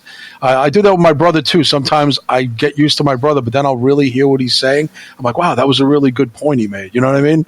Yes. So, and that's what I thought with Mish and Joe. As much as I listened to Soup, I really listened last week, and I was real attentive to it, and I really picked up the bullet points, because sometimes I'm doing multiple things when I got a podcast on. I listen to Jason Solomon's show on Sunday. I'm vacuuming, I'm ironing my pants, and sometimes I might miss something that he said, and I go back and I listen to it again. I'm like, oh shit, that was really good. So I just found that last week with the show. I am one podcaster who has no problem with giving other podcasters props and even saying they did a better job than I did. So, I mean, you guys did a really good show. Oh, thank you so much. No, I mean that for real. The best episode I believe I've done was the episode this year alone was Numbers.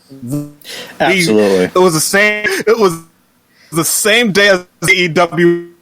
We literally gave off after it ended. Really? My favorite line of the episode... I'm sorry. No. It's okay.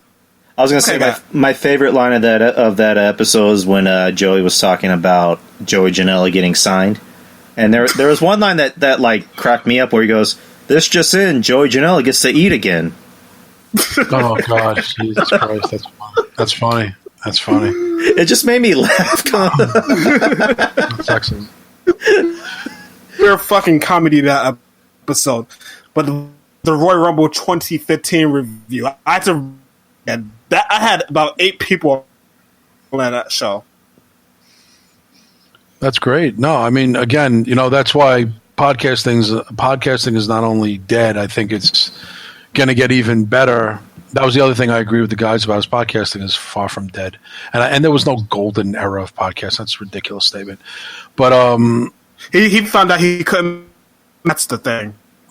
Yeah, I mean, listen, I said it on the show the other day, the good podcast, like, you guys have more younger podcasts, you're up and coming, still finding your audience, and really, I would probably say, probably in our 5th year is when we really, even though we had a following coming, because we were doing stuff for such a long time with the hotlines and other shows, Minority Report, Roundtable, we were kind of really out there for years, and DT was out there years before I was even.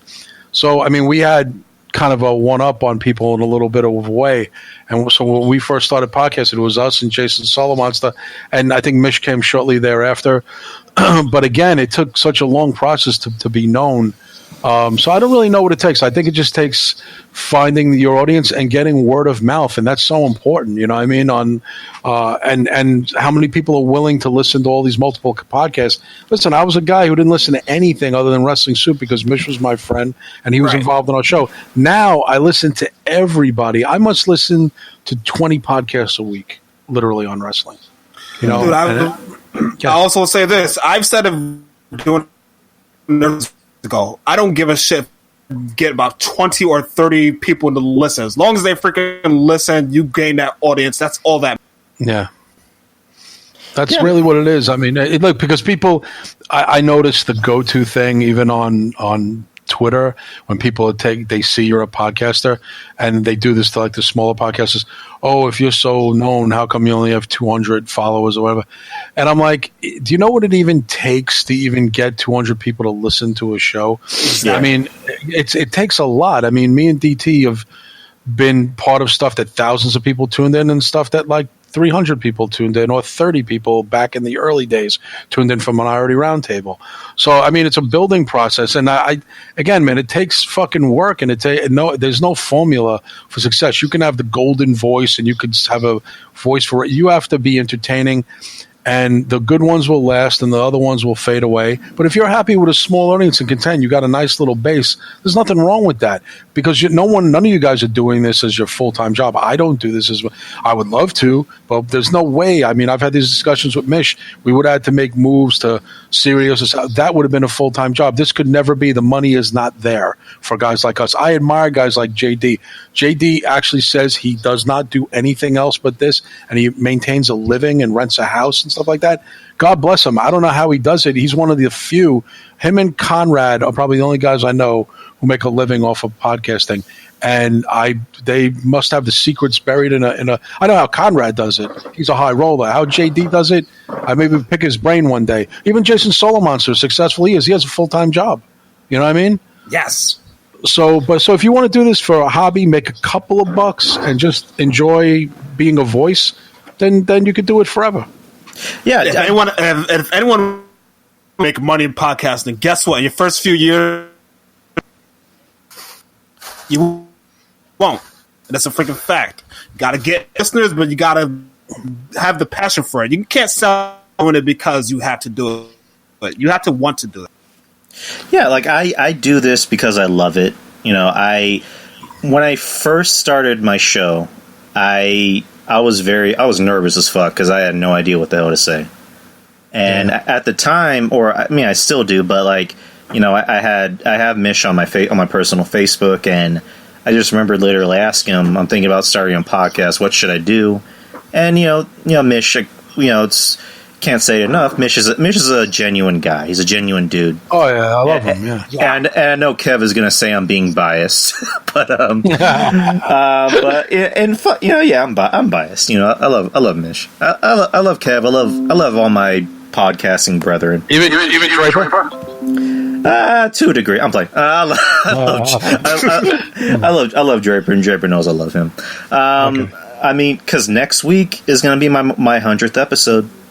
And literally like a year and a half ago, I was just like I'm doing right now, just sitting on my couch, just listening to my podcast, whether it be Soup or whether it be DTKC or anyone else. You know, I was a fan back then. I didn't have a podcast.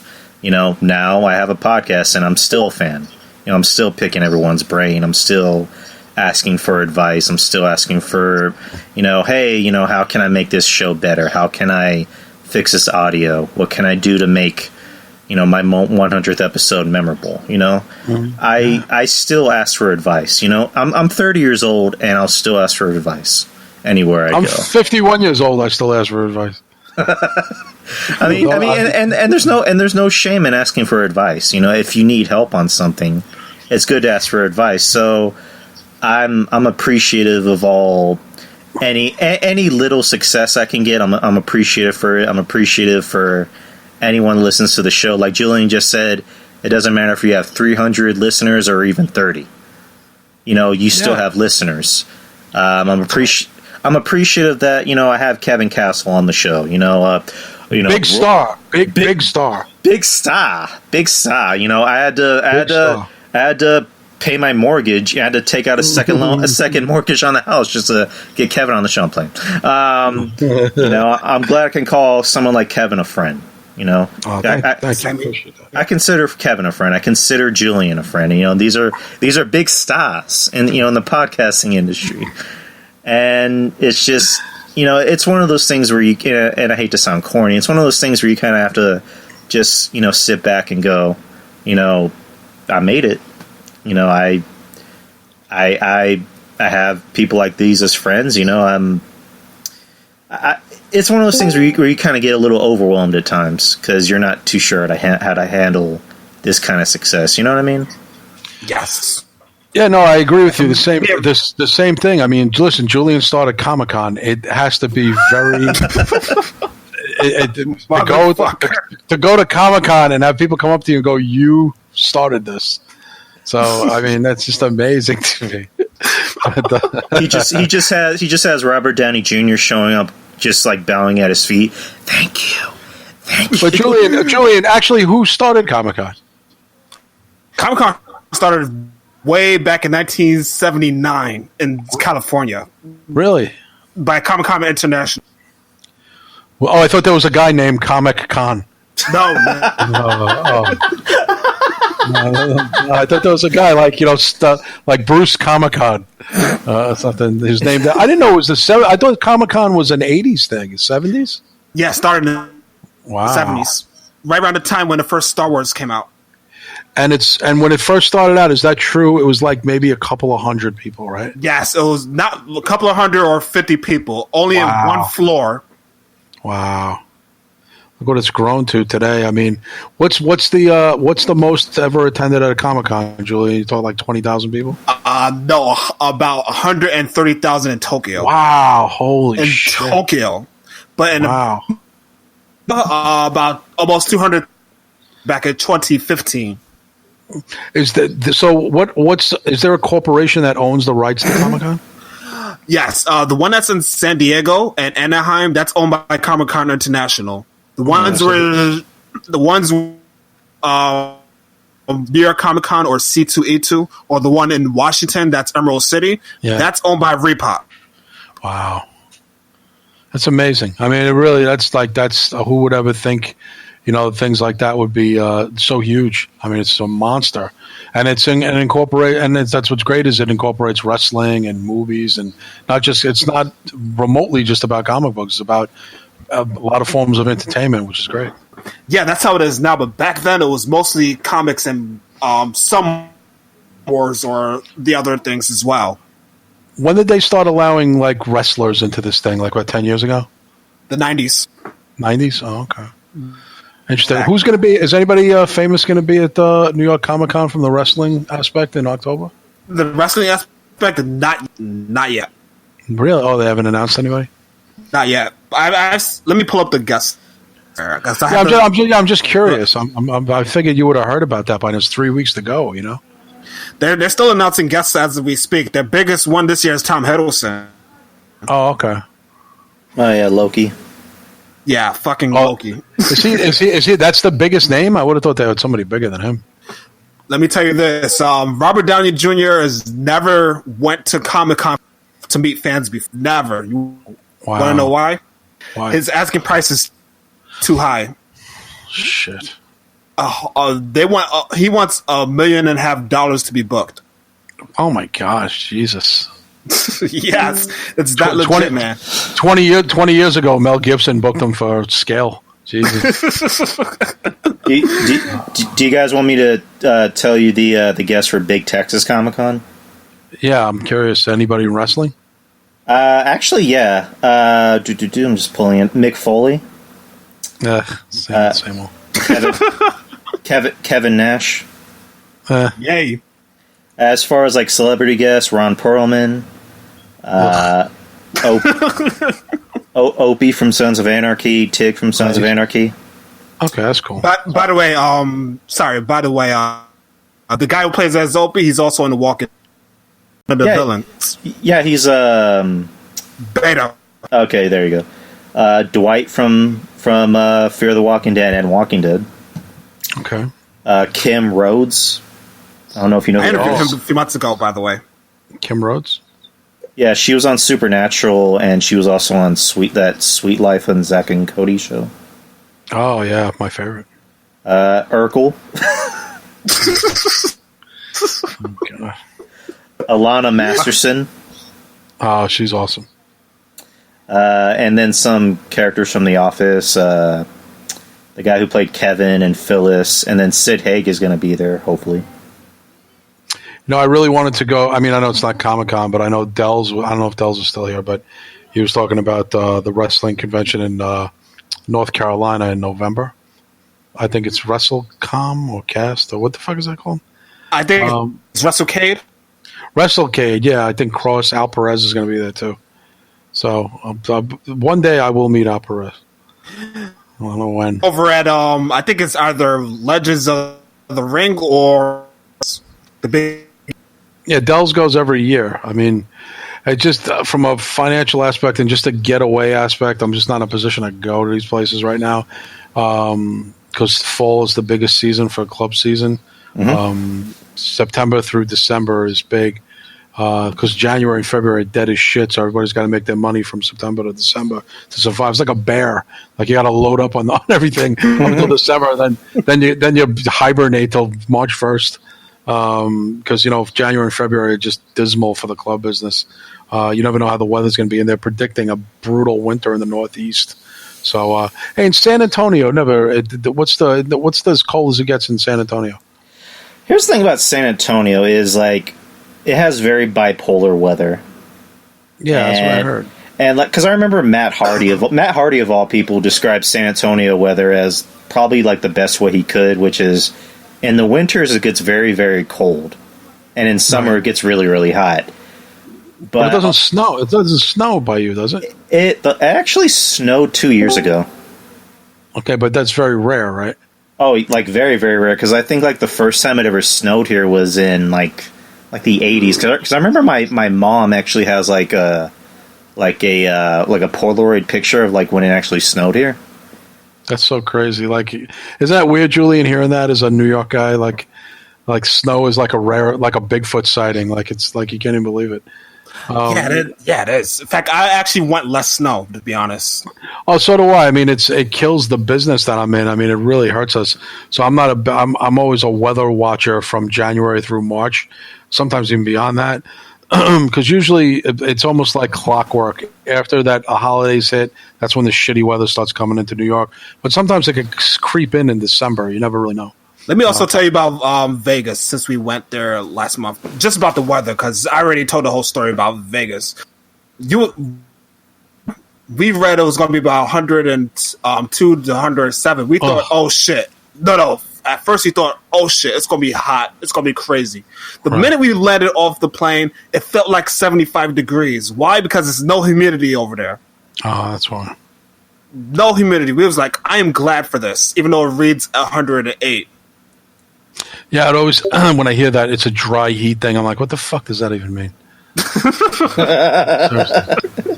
Seriously. Dude, there's no humidity over there so good. I've asked a few of the people over there, and they often tell me that they don't see any flies or any mosquitoes over there. And when they do, it's literally only once or twice a year. That's unbelievable. Yeah, San Antonio's a lot of mosquitoes, right? True. Oh yeah, a lot of mosquitoes, a lot of gnats, a lot of lizards. Oh, lizards? What Don't they have a lot of lizards? Oh, that's Arizona has a lot of lizards. Well, I mean, not that I've seen. I haven't really seen too many lizards here, but there's no Texas. What about vultures? You ever see vultures? Usually when something's dead.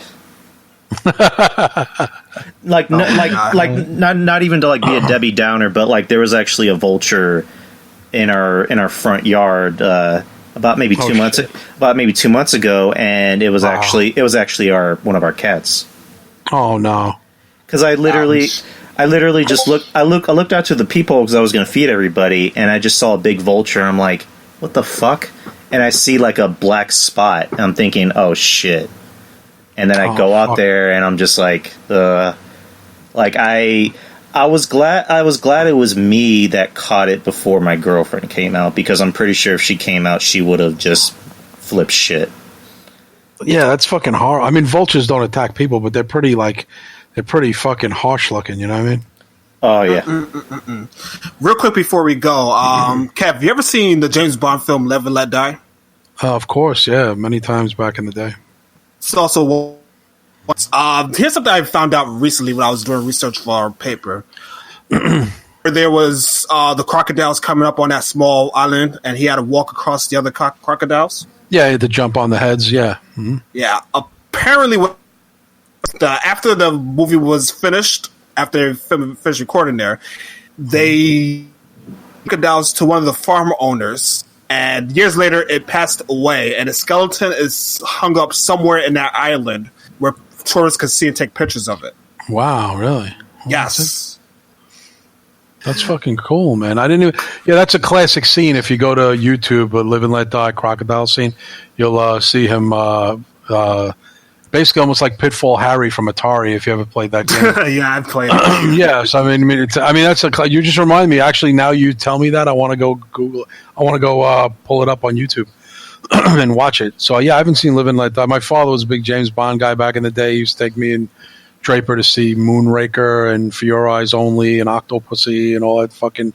We saw all those movies in the 80s. My dad took us to all those. He was a big James Bond guy. Oh, I can't wait for the next movie, man. I really can't. I like the new guy. I watched the one with Batista as Mr. Hanks or whatever he was called. Spectre? Yeah, Spectre. It was pretty good. I like that scene on the train with Batista. I thought that was pretty cool. I heard Batista's coming back in the new film that they're doing. That's what I heard. Now, I've heard that for a while too, but they're going to announce the cast real soon. Yeah, that guy. What's his name? Daniel Craig. Is that his name? Yeah, he's coming back for that. What we know of. You know, I'm a guy who sees these movies very late. Like I just finally saw Guardians of the Galaxy Part 2 last week. I love that one. I finally saw it last week. I didn't even know that Kurt Russell was in it. Yeah, I had no idea that Kurt Russell was in the movie. I'm watching it. I'm like, oh shit, Kurt Russell plays this dude's father? Like I had no idea. I didn't even know what to expect. I liked the first one, but it was like a big gap of seeing Part 2. And it was just on cable, and I just like finally got a chance to watch it. And it was really good. I mean, I'm actually surprised Guardians of the Galaxy is like bigger than I think it's bigger than like all the franchises, right, at this point? It's at the same. I'm glad it's at this level because before this was made, I doubt that this would succeed because people did not read Guardians of the 70s. Well, because like I literally remember the first time I even heard about it. I was at my old job and I was sitting next to an old friend of mine. He's a bigger comic book guy than me, and he literally out of nowhere he just says, "Yeah, they're making a Guardians of the Galaxy movie." I'm like, "Am I supposed to know who that is?" And then lo and behold, I never even heard and I never even heard any behind the scenes footage or what have you. I just knew Batista was apparently going to be in it. I didn't even know who Chris Pratt was. I'll be honest. I didn't even start watching Parks and Rec until after Guardians, and sure enough, we go see Guardians, and at the end of the movie we're already we have tears coming down our face because that ending. And it was just so good because it was it was something fresh and it was something new that no one's ever really heard of. Because, like Julian said, the comic books weren't even that good. They didn't sell well. But Marvel was able... this is also at the time when Marvel didn't have X-Men. They didn't have Fantastic Four. And they didn't have Spider-Man, which they don't have it now. But they pretty much had to work with what they have, and they were able to, make that into something big. And also, they had that Disney machine behind them. That's right. But yeah, that crocodile scene, holy shit! Watch it, everybody, if you've never seen it. And those are real they were real, especially the ones that was in the water. Apparently, they were chained down, and that shit went probably. Yeah, that was a great scene. I mean, I like the fact that you young guys like some of the older movies, Reminds me of when I was a kid and my father would try and sell me. I'm like, I don't want to see these old movies. And then I would wind up loving all of them. Those would be like, King Creole with Elvis or old Clint Eastwood, for a few dollars more and all those movies like that my father sold me on. So it's interesting now hearing, I was a little kid when the James Bond movies, I was like 10, 11, 12 years old. But now they're like these golden classics 40 years ago. So it's, and I remember seeing them in the movies. So it's like, wow, that's right. I saw these fucking movies. I saw these in the theaters with my dad. Movies were like $5 back then. A $3.50 for kids. Yeah, how much is a movie now? I don't even remember what we paid to go see Halloween. I think it was 15 or 17. I don't even remember. Yeah, it's around 15. Yeah, I wouldn't even know what a movie. Like I said, I only went because my friend was pressing me to go, and I was really trying to bang this chick. Is that okay for me to say? Yeah. I mean, I'll check with Mish. Okay, yeah, check with Mish. So yeah, I mean, so I went. I hate going. I hate going to the movies. I like sitting home and watching it, but it's like, oh, we got to see this in the theaters. And listen, it was worth it. It was fun. The audience was really into it and screaming and yelling. It kind of took me back to like 20 years before going to see, you know, Nightmare on Elm Street in the theaters and stuff. So it was kind of fun. I won't make a habit of it. It was a year ago, and I haven't been to the movie since. But it was a fun experience. I was glad I went. You know, I was fighting it the whole way, but once we got in there, it was a good time. And the seats are a lot more spacious now too, by the way. I'm glad. Yeah, me too. I was like, me too. I was afraid, like, oh man, these old school, sticky, disgusting seats. And it was actually very nice in the theater, so it was really cool. Yeah, there's you're not going down to rundown theaters no more, man. I was gonna say, like, there's a draft house by my house. Do you guys have draft houses in New York? Do we? I don't think so. But yeah, like, it's basically like a movie theater where you can obviously you watch the movie, but like you can also order, like, you know, a burger or, you know, pizza to your seat. And we've seen one of those when we went to Washington D.C. this year to see Endgame. Okay, all right. So, like, you know, they recently fixed our seats, the seating over there, because before the seats were like fucking uncomfortable as shit. Like, it would get to the point where I'd be like having to like sit crisscross on a fucking seat because that's how uncomfortable I was. But now they've actually added in like the reclining option where you can sit back and just like actually feel comfortable and not have to spend more time, you know, fixing your seat or whatever to actually enjoy the movie. I think that description just gave Paige another back surgery. Oh God! All right, let's wrap this up, guys. All right, yeah, it was 4-hour show. Mostly my fault. Sorry about that, guys. No, it was longer than chapter 2. I'll tell you that. Yeah, if you put all the bad audio and you scoop it up in one bowl, it was a 20-minute show. It was fun. It was fun, guys. Go ahead, Drew. Close out your own show. All right, Kevin Castle, I appreciate you for coming on. You're always welcome back, dude. Oh, thank you. You're welcome. Thanks, guys. It was a lot of fun. Thank you, Julian. Thank you, Drew. No problem. You're welcome. All right, and take care, brother. Take care, everybody, and good night to every single one. Oh, and then Julian, I appreciate you for coming on, man. Come on, because Rob told me he could have been on. So I thought to myself, if I come on his show today. Wait, all right, what was the first part? Dude, Julian, your audio. It's still messing up, is it? Yeah. That's all right. All right, so let me try. Like, so basically, you said that Rob couldn't be on. Yeah, he's sick today. Oh, that sucks. Is like, does he have the flu or something? That's what he told me early this morning. I'm gonna find out tomorrow morning. I hope he's all right. Rob's a good dude. I like him. Yeah, I'll let him know that. In fact, I'll send him this episode after you post it. Awesome. Yeah, I'm about to. Right after I get off, I'm about to do a lot of editing. It shouldn't take me that long to post. It'll go to Spreaker automatically, and then it'll upload to my other platforms that I have it on. I hate Discord. Yeah, it's the reason why I made the channel. Trez suggested I made the channel, and I like the channel. I'm not saying I hate it, but yeah, Discord does. It sucks major balls most sometimes. Because I remember the first time I actually made a Discord was from my my ex-host, my ex-co-host, and yeah. I was kind of having the same problems as you. Like I'd be talking, like here's what happened. I'd be talking to him, and all of a sudden he would say I'm cutting out, or he'd be talking and I can't for the life of me hear him talking. Like he'd be cutting out, or his friends would be clipping out, and he would actually tell me, maybe it's your connection. I'm like, bro, my connection is just fine. And so, yeah, that's what I just there. So, yeah. Next time we'll just do it on Skype. It's either that or I'll just use the app version. All right. Yeah, man. I would love to go back on Wrestling Court sometime, dude. If you want to have me. Yeah. Well, in fact, we'll have you next Clash of Champions. I'm sorry? No, I'm saying we'll have you next week when we review Clash of Champions. Oh, so next Wednesday? Yeah, next. Awesome. So you heard it here, folks.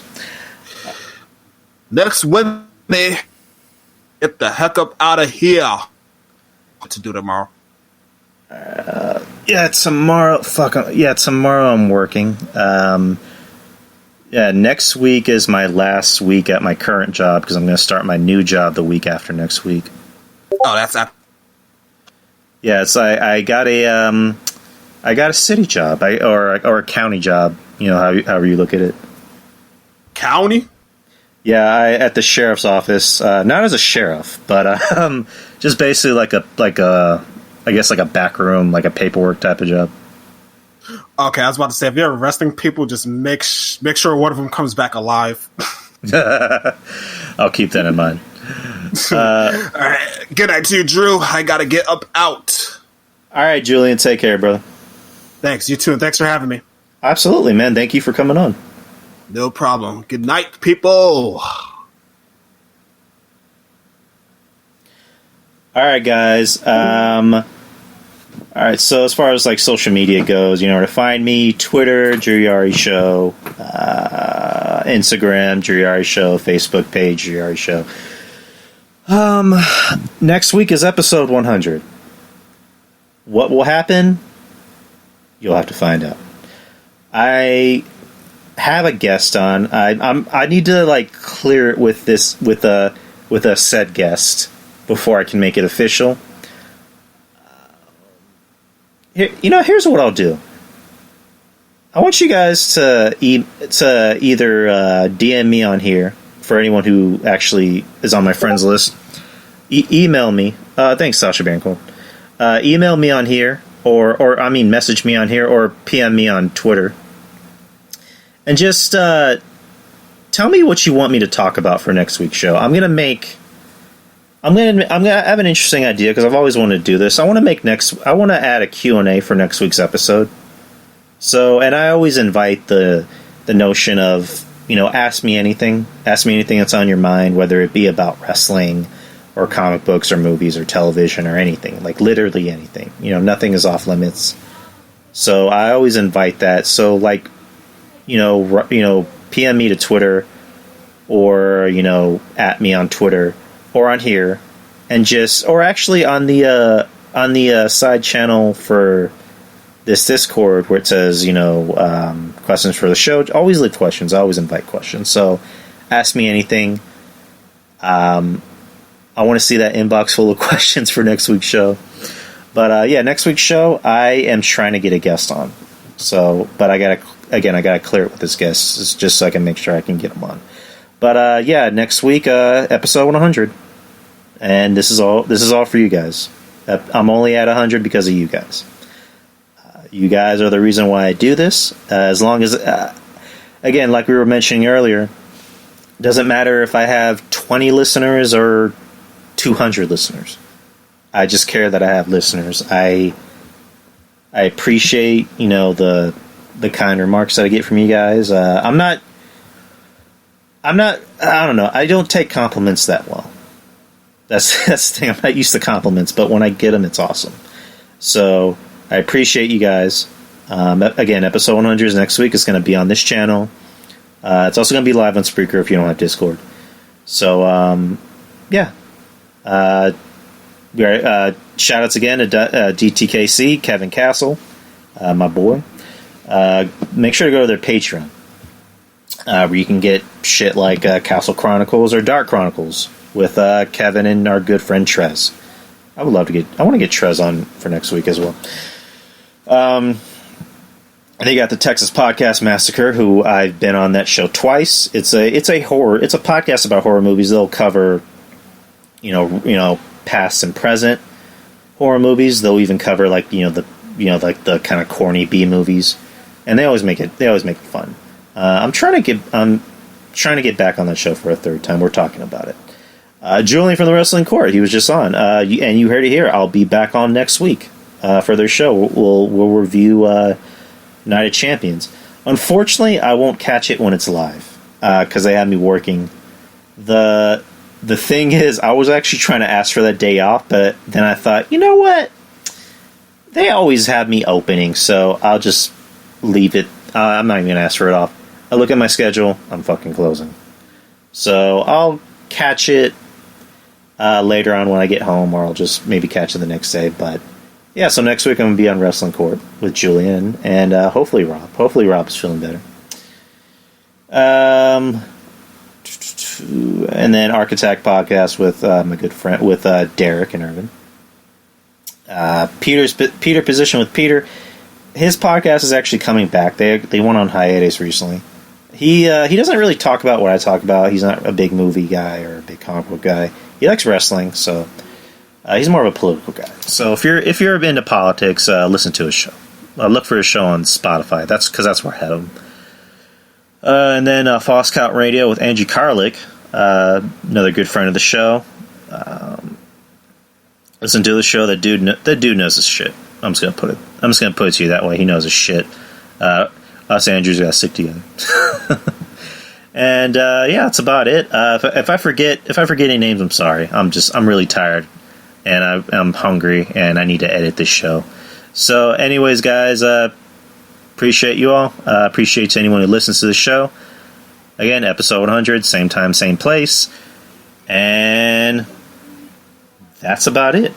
Anyway, guys, take care. Peace.